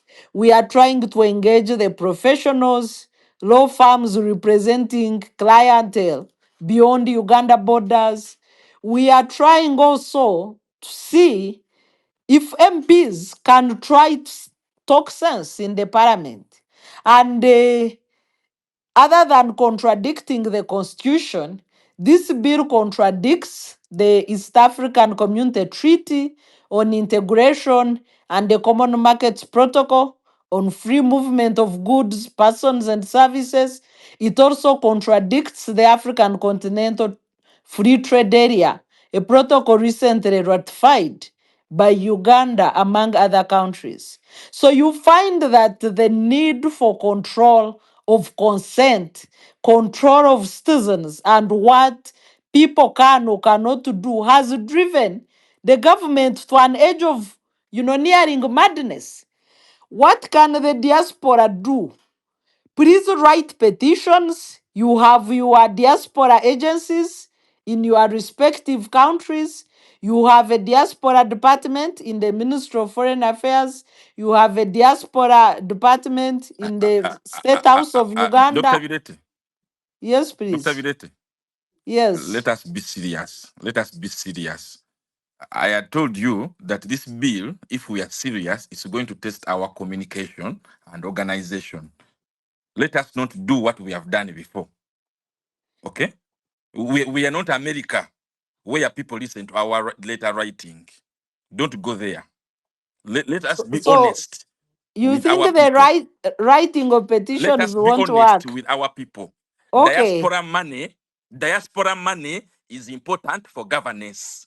Let the diaspora present money to the Uganda Law Society, a lot of it. This is a battle about money. There is no soldier in Uganda that is going to fight this bill except the Law Society. Dr. Bireete, your account is closed, is it not? Yes, Is it it not? is. It is So closed. ask diaspora to create an account for you somewhere in the diaspora so that you can do your work. Let us speak vernacular. No more lies. In Chankwanzi, they did not lie to themselves. They spoke vernacular. I am tired of nonsense in civic spaces like this. We are going for war. Let's prepare for a war. Uh, Okay. Isaac, So Isaac, a we hear you. financial contribution. Yes, a financial contribution is very important from diaspora. We have the likes It of is the only thing. The bill is about the financial contributions of diaspora. So let us recognize them for the first time. Let us stop wasting time. Let us stop wasting time. Isaac, thank you Government so speak much. vernacular. It's a Isaac, war on money.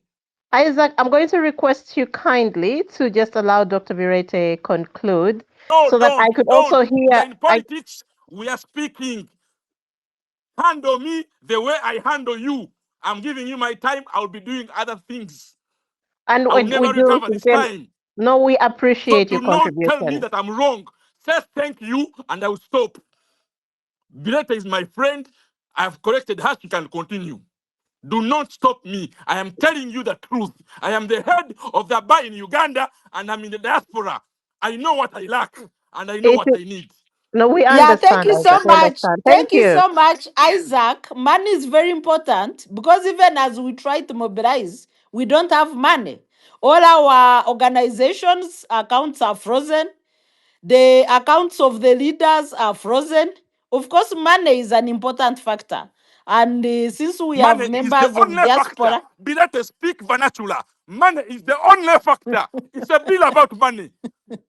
It's a okay, bill about money. Bireete, okay, Weyambule, what do you want? The state undressed you. We saved you from jail. Speak vernacular. I told you, we are poor at communication. If you're on CNN, you would have wasted the minute. We need money to stop the final, you know, this is called the final war. I agree. It's We about need this. money Whether we to have stop the Uganda bill. as a republic, Yeah, we need money to the stop war the is on bill. money, Yeah, yeah. coins. I agree. It's a coin And war. Judith, yes, and Judith, I conclude my submission. We need resources. We need money. The people are here ready to work like Law Society. They need money to finish research and prepare to fight the We war don't owe on Ugandan sovereignty. citizens a fight. We don't. We would be better off with the state. It's the nature of our professions. It's the nature. That's it. But the citizen sovereignty is protected by the citizen's wallet all across the world. Stop being naive. Judith, if you call spaces for naivety, don't invite me again.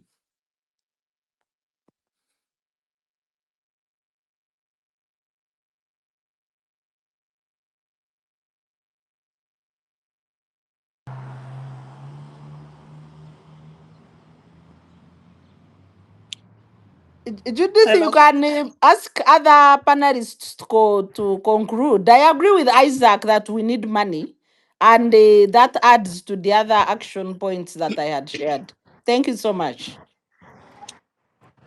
Then Karim or Francis, whoever is ready, please take on and give us your concluding remarks. Thank you, Uh, Miriam, and the rest of the speakers, and Dr. Bireete, and then the president of the bar.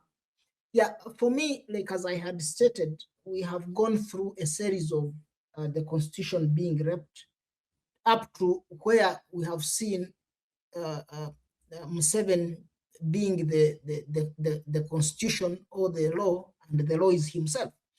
Because I still believe, and it is so, that all these ill-intended kind of lame legislations come from him, and then he bribes his underdogs, and then they go and execute what he wishes.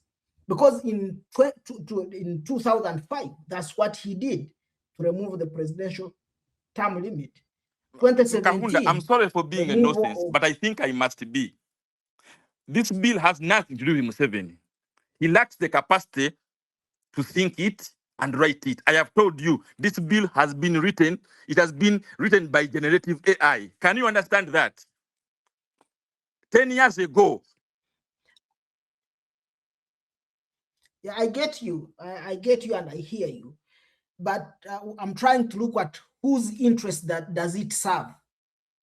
So, as I give my concluding remarks, and I'm saying that we have seen a series of these unfolding issues that we said would be part of what is entrenched in our constitution and has brought us to this level where we are. And I agree, we have seen where all the different arms of government have been captured. Like, for example, you yourself, the president of the bar, you have said that even the judicial system, even if we go there, it is like already captured, but we need a real physical battle. So I will say that as a citizen, I can't also sit and watch as they strip off my citizenship. That's true. We have been fighting this and will continue to fight, regardless of the consequences that will come. We can't stop sending or contributing in one way or another the way how we can. We will continue contributing, and it would be in the interest of government, because even when it legislates whether banks and so on, people will resort to black markets or which other ways how we can see that we fund what we believe in, or we support what we believe in, because this is our inherent right that nobody is giving it to us. And that's what we have been saying, that the failure of any leadership to consult its citizens, that's the collapse, and that is the battle we have been having with the leadership in the so-called leadership in the countries. No value at all. They don't think of whom they are serving. They have decided to be both the citizens and then again serving themselves. So I think I still believe and agree with other speakers that this is a battle that we have to join in and use all means and resources within our reach to ensure that we also accomplish what we believe in and what we think is right for our country. Thank you. Thank you, Francis. Kharim, if you are on, please give us your concluding remarks. No, all right. Thank you so much, Miriam. Thanks for the team from Civic Space TV, Dr. Bireete, President of the Law Society, and my comrade, Mr. Kamuhanda. I think in my concluding remarks, let us look at the solutions. The President of the Law Society said there is need for money. And one of the things we have to see to talk about is how do we harness this money? How do we get it from the people? As our people are there, how to operationalize that is very important. It's very important. It's for us to think about also having these open spaces and inviting people to hear these things.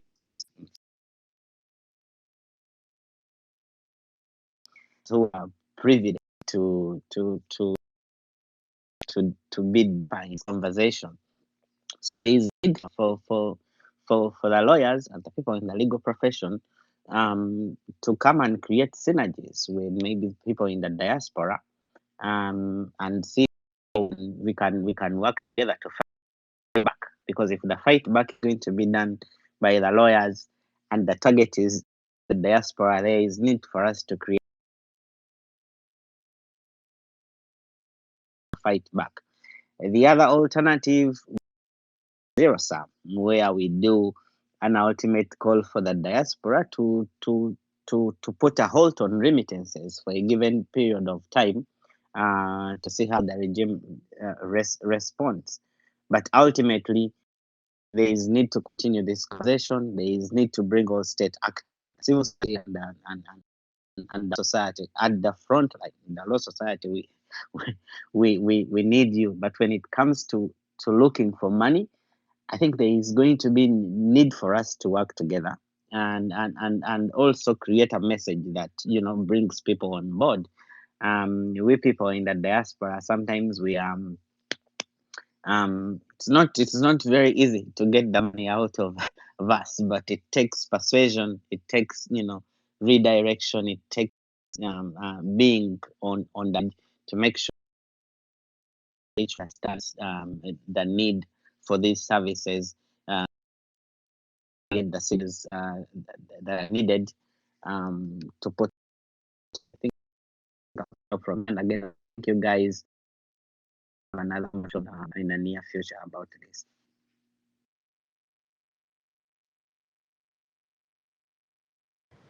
Thank you, Kharim. And Gawaya, Tegulle, if you are ready. But before you come in, I want to comment that the biggest, Council Ssemakadde has said, the biggest weapon of the government against the diaspora is their money, is their spending. And that's also their power.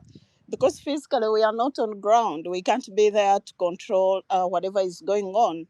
But through funding projects that you believe in, unfortunately, this funding also includes social services. So the diaspora has partnerships like in hospitals, like in areas, schools, research areas, and all that. So curtailing funding necessarily doesn't mean they are curtailing political activities or political mobilization, but they are touching on every core of the society that the diaspora can participate in funding. So it's also upon Ugandans. Do you really need diaspora contribution, whether it's financial, whether it's skilling, whether it's everything? Are you Ssemakadde was calling on us that we need to fund the process of protesting this law, but ever since I've done mobilization of diaspora community, there is a gap between, there is like a disconnect. The people on ground don't want to reach out to the diaspora community. They expect us to be the ones reaching out. They expect us to do the legwork. Like they also can also do the same and reach out to us, connect us. Like Karim said, it's not easy to convince someone, say a donor, and say or other financing partners. We call them donors, but I think that's not the right description of all agencies, because they are like human rights activists, international human rights activists, international pan-Africanist people who are interested in participating and supporting people back home in Africa, in the motherland as they call it. But there is a weakness, there is a disconnect. The people on the ground are not reaching out enough. And in this era of communication technology, there is no excuse. You would say, for instance, why can't the Law Society reach out to other, like ACLOU in New York or wherever, and also, get that support, get that. It could be financial, it could be mobilization. So we need to go both ways as we reach out to Uganda back home, or even the people back home, like the NGO sectors, the civil society, the academia, also need to reach out to the bigger diaspora community. It doesn't have to be a community of Ugandans. There are so many Pan-Africanists, there are so many African-loving people who are ready to help us, both in liberating our country politically, socially, even if it's academia or whatever. So the reach out has to go both ways, and it should be enabled by the laws. So in order to have that communication, we have to make sure that the laws are really enabling. We have that enabling environment, and that's why we have discussions like this. So that, I think, let that be the message, the take home message. How do we open doors? Even if the government is trying to close them, let's also do our pushback and open them. We need more open doors. We need to reach out to each other and develop our country. Mr. Tegulle, if you are still on the line, please give us the concluding remarks.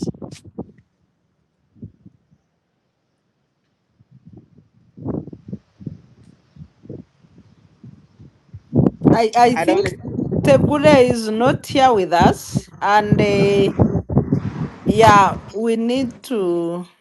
I think he dropped off. Okay, then you can I you can can. say my closing. I can say my closing remarks. Yes, please. Um, I'll take us back to the last big fight, age limit. All right. Hmm. Uh what happened is that after the act was received the approval of the Supreme Court, narrowly, by the way, 4-3, a majority, a thin majority of 4-3, a wire, and we lawyers say that the late Justice Arachamoko was actually part of the other side because her judgment has some disconnect. She was very much. So you must understand this. I'm talking to this who said that these battles are fait accompli and so on and so forth. You are wrong. You are wrong. We were able to get 3 judges, and by the way, 2 of them from Western Uganda, saying age limit, no, no. So these battles are about sovereignty. Let us take them seriously. Let us not come with cynicism. And I've told you this, the most critical site of struggle is the people's courts. The other one is the people's streets. That's it. Only 2 routes. Maybe you can say bush, you can say what, you can say everything, and so on. But let me take you back. Now, after the age limit battle, we never did a space like this to say what were the hits and misses. What exactly happened? And how do we ensure that before the next big fight, we are better, wiser, stronger. In that case, there were a number of questions too, that when the political branches turn on us, turn against the people, and the people need the courts to help them, two important guardrails, fences, weapons of the people were at the weighing scale. The first one is called public participation. Was 1 month sufficient for public participation on a matter that was grave, so grave an amendment? The implications are so grave as that one. And we also know that the MPs did go to their ground, so on and so forth. So most of you don't have what the judges said on public participation.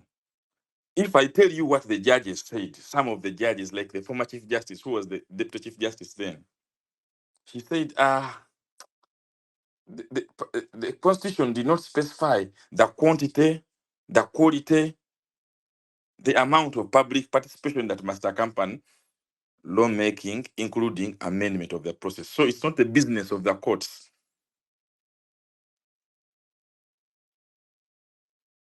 to express themselves on the sufficient shall decide how much participation they want to do, when and how. That's what he wrote. A motherfucker we pay to defend us in our name, in our honor, as the people, to read these principles and see whether people of Uganda did not desire to be consulted about matters of sovereignty. That's what the head of the court, Constitutional Court, wrote. Katrewe, head of the Supreme Court, wrote the same thing. Of course, all the dissents were about that. They were saying, no, the Constitution requires the political branches to consult the people on their ideas extensively, depending on the subject matter. And when we look at the circumstances, this time isn't enough. Public participation changes a lot. These things is if they run away from the people. And if we, the courts, tell them that as long as you got numbers in parliament, you can avoid the people, we shall sell the country. There won't be anything left. They already have too much power. They're controlling money. They're controlling this without consulting the people. So that conversation we did not fight. There has been sufficient time, nearly 9 years, within which we would have said, we shall let us find any other opportunity to reverse, to get the same courts to reverse themselves on public participation. There's one case left for us. It's called the Anti-Homosexuality Act, for which the lawmaking process was 3 days. It is now before the Supreme Court, and its date of argument was changed. None of you asked the question, why? Because that act is supposed to collapse on public participation. It can't survive. Now they've changed it, and now the judges are going to give a note. You must be banging the table for the judgment of Anti-Homosexuality Act. Let the judges of the Supreme Court speak on whether 3 days are enough. Whether you can chase away people and you say, you go away. You don't need to be consulted.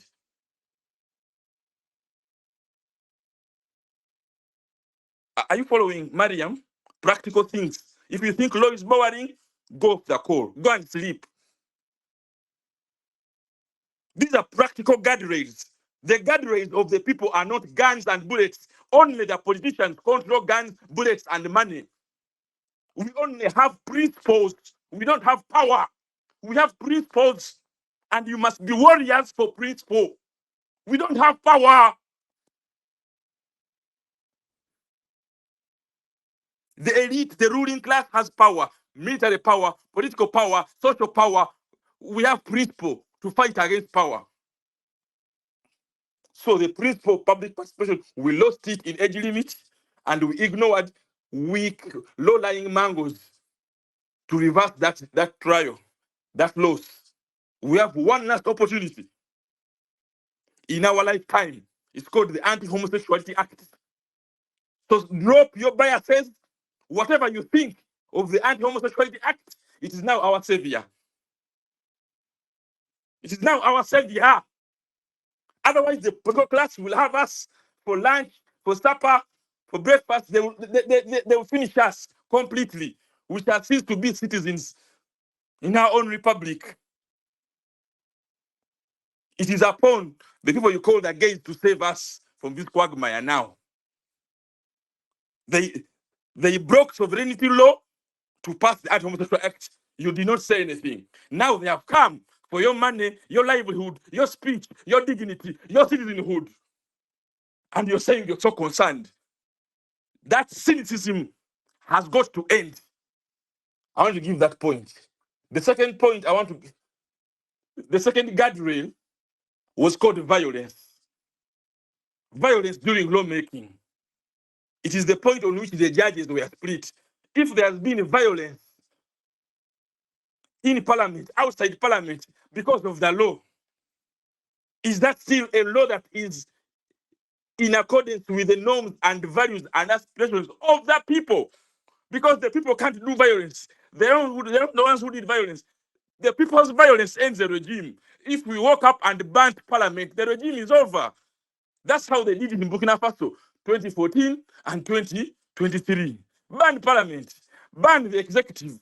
They have done that. We should aim for Museveni's bed to sleep in it, eat in his kitchen before the end of the year. People, they need to be offered. We just need all these things.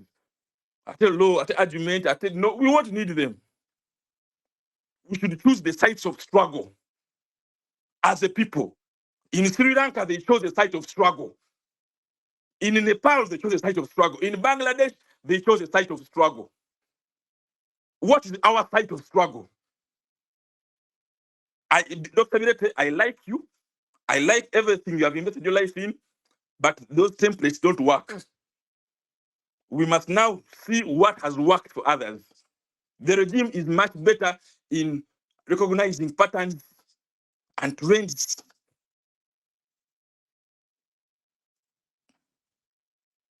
and making specific arrangements to protect itself and hedge itself. We don't. How do we leave a judgment like age limit without study? Extensive study. I know so many intelligent people with whom we met before, during, and after they just scattered. As if the tools, the tactics the regime had used won't be available again. So violence, again, the judges said they copied something from election law. It was not sufficient, too much violence, too substantial violence to cause that to nullify the law. Like, honestly, so there must be rape, actual rape. So, what was the woman called? Nambo's who lost her spine? Oh, so she had to be raped on the floor of parliament for the judges to see that, now that is too much violence. We can nullify the law. That's what they are telling her. Because she was a petitioner. Where were you when the judges engaged in such sophistry and you didn't raise a revolt and you didn't blacklist those judges and deny them visas? Because you have that power as the diaspora. But you're cynical, you're absent-minded, you're difficult to organize. Imagine you organize. So the regime has moved ahead. It has started what they call the Jaja Yame scenario. Jaja Yame scenario. What was it? Yahya Yame scenario in the Gambia. Because that's where we are. Yahya Yame had complete control of the situation locally. The regime is very comfortable with the local circumstances. It's now going for the foreign enemy. And it warned you 10 years ago. It said, we are coming. We are coming for you now because we are finished locally. Bireete is finished. Isaac is in exile. Locally, we have them. We have used bribery and force in good measure. So the local situation is finished. Now we are going for the foreign enemy. Miriam, I disagree with your closing remark. In your closing remarks, you have negated sovereignty. Non-Ugandans have no business supporting our sovereignty. You didn't understand the subject. It is your coins. In South Africa, they call it the SASH movement, women. Women, it is your women's movements collecting and saying that, We are going to support Isaac and his radical new bar with all the money that we can gather, and we give them, and they give us a promise. We'll be concerned. When will you be concerned? When I'm in a casket? The lawyers did their part. They did something they had never done in 70 years of their existence. They said we put our fate in the hands of a rebel. You all thought it was big, but then how did it demonstrate? Miriam, I never saw your money. What do you think we run the bar with? We run the bar with lawyer subscriptions. Lawyers entrusted $3 million to me. That is the entire bulk of their subscription. And they said, boss, try what you can with the little we have. That is sovereignty. I am telling you, all those donors you're talking about, they are based here in Kampala. They don't want to fund this process. If we meet with them daily, they want Museveni put clearly, and they give him money and they deny it to us. So, Miriam, I disagree entirely. Non-Ugandans benefit when Uganda's sovereignty is crushed. That is the agenda of non-Ugandans, to smash our sovereignty. Ugandans can't be rich in Uganda, but non-Ugandans are rich in Uganda. And that status quo is fantastic to the people you're sending us to. Council So be Ssemakadde. careful. Okay, Council be careful. Ssemakadde. We don't need much. Sovereignty means the little we have is what we must fight with for what is our own. Nothing else. You a mother, you understand this very well. Very well. Widows raise the best families because they understand sovereignty of their family. As a widow, you're a woman, you know what I mean, what I'm talking about here. So let us leave that point. I now come to the Anti-Pornography Act. There was a battle over the Anti-Pornography Act. How many of you here have memory of it? Of course, Bireete does, because they were petitioners. Andrew, I remember you were there. We are a community. We are over 27 civil society organizations who put up a fight. I remember a young woman. For me, I was introduced into it by a young woman called Panado. A young woman in Nansana. No, she was living in a place I'd never been there, called in Machi, India. It's called the Mubaraka Zone. When we got bail for her, I had to go and see where she is. Oh my God. I had not seen people who live next to sewage. And they are paying rent daily. I've never seen rent paid daily. I've never seen it. But I thank Panado for taking me there. And Panado is the best expression of I think it was called Jemima Kansime. There's an article online written, I think it went viral. Why was Panado the subject of the state? When the state passed the Anti-Pornography Act, the first person it went for, the minister Lokodo, may his soul rest in peace, he went for Panado because Panado was singing songs of sovereignty. Baby water, Omchida, and what? And she was rising in her own way. And the state said, we don't want citizens expressing their sovereignty. When she was interviewed by the foreign press from the dock, she said, what's wrong with me being Rihanna? That's what I want to be. She came from Dominican Republic to lead the world. That's what I want to be. Why is my state blocking me? Where were you to understand the Panado story? If you can't protect Panado, if you don't care where she is, you won't win this war. Sovereignty is about the citizen, and within citizenhood, our fates are determined by citizens that rise above us, and we don't know them. They are common. They are commoners.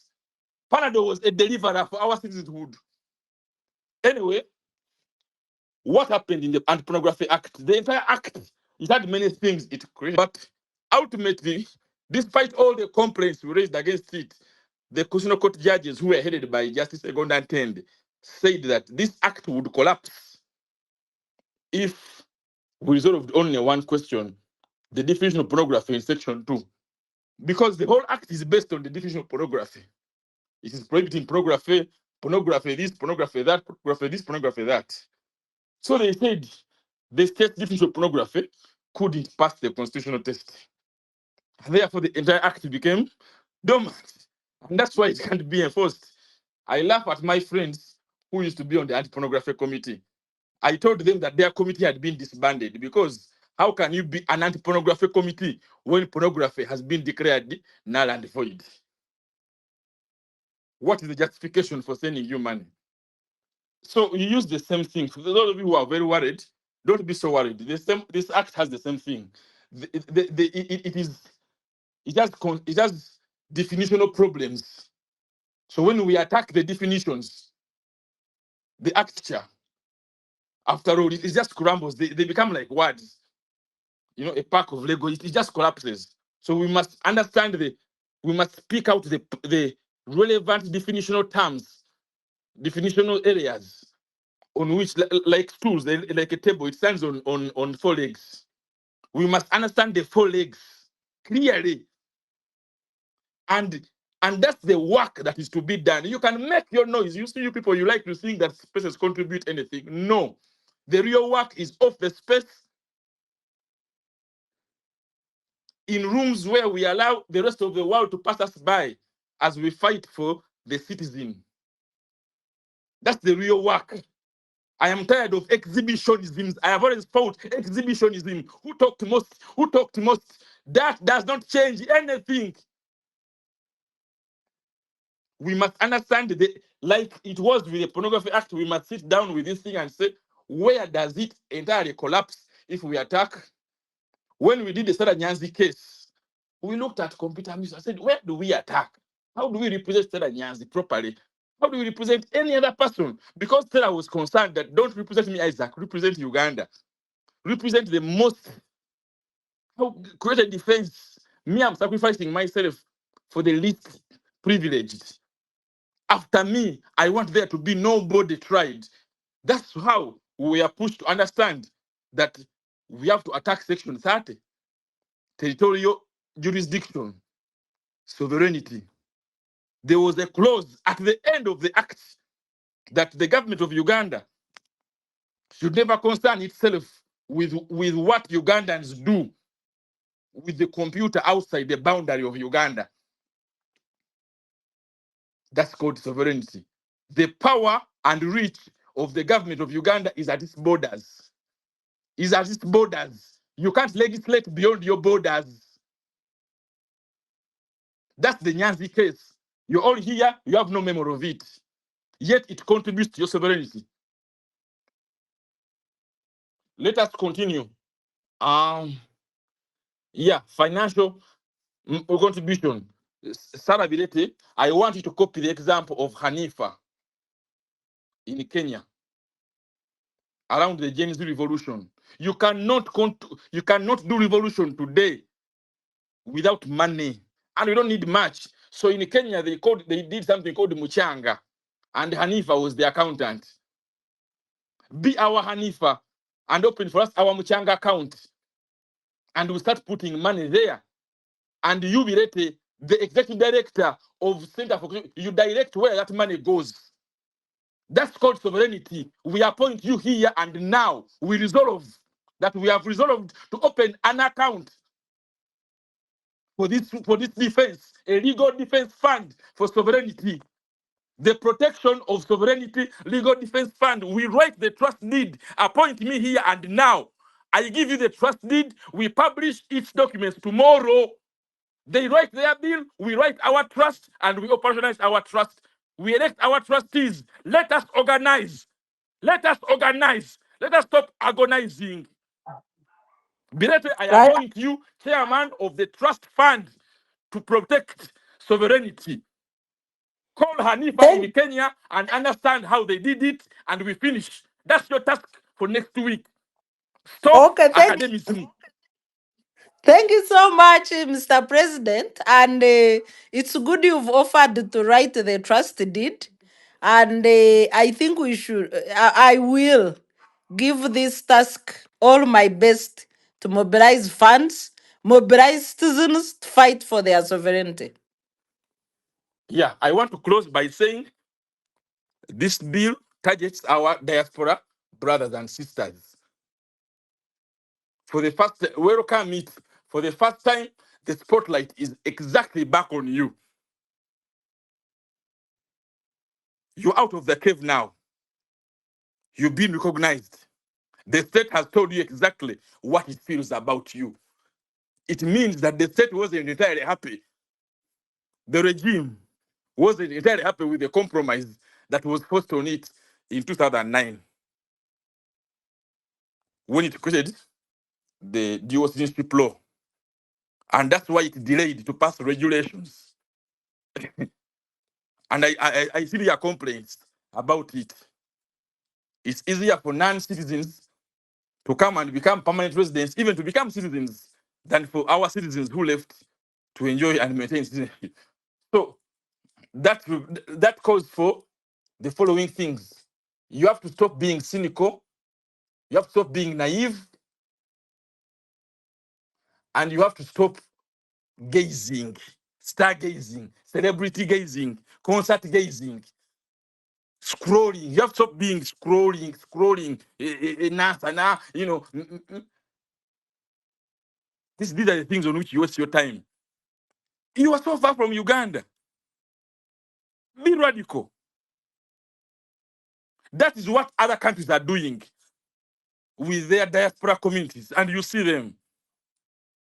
I have lived with you briefly in Boston and in Europe, in Berlin. I didn't like how you organized. I didn't. I'm telling you that. Donny Okauma, I like what you're doing, but I ask myself, you have never called me. Why should we meet like strangers in these spaces? You've never DM'd me, yet you are the leader of the NUP. We gave you an endorsement. You didn't even call me. So we are so naive, so cynical. Sometimes it's best to leave you to your devices and they crush you people. I beg to submit. Good night, good morning, and good afternoon. Thank you so much, Mr. President. And I think you have provoked the membership on this space enough for action. I recognize members of diaspora that I know that have stayed glued on this call. And I hope that once the trust fund, which is being set up effective tomorrow, we shall communicate mechanisms for contributions, that I hope that that trust fund can raise money for the fight for sovereignty, because this bill touches the soul of the nation and the core of our being as Ugandans. I thank you all for staying on the call, and we shall be reaching out very often since this is the key constituency affected by the bill.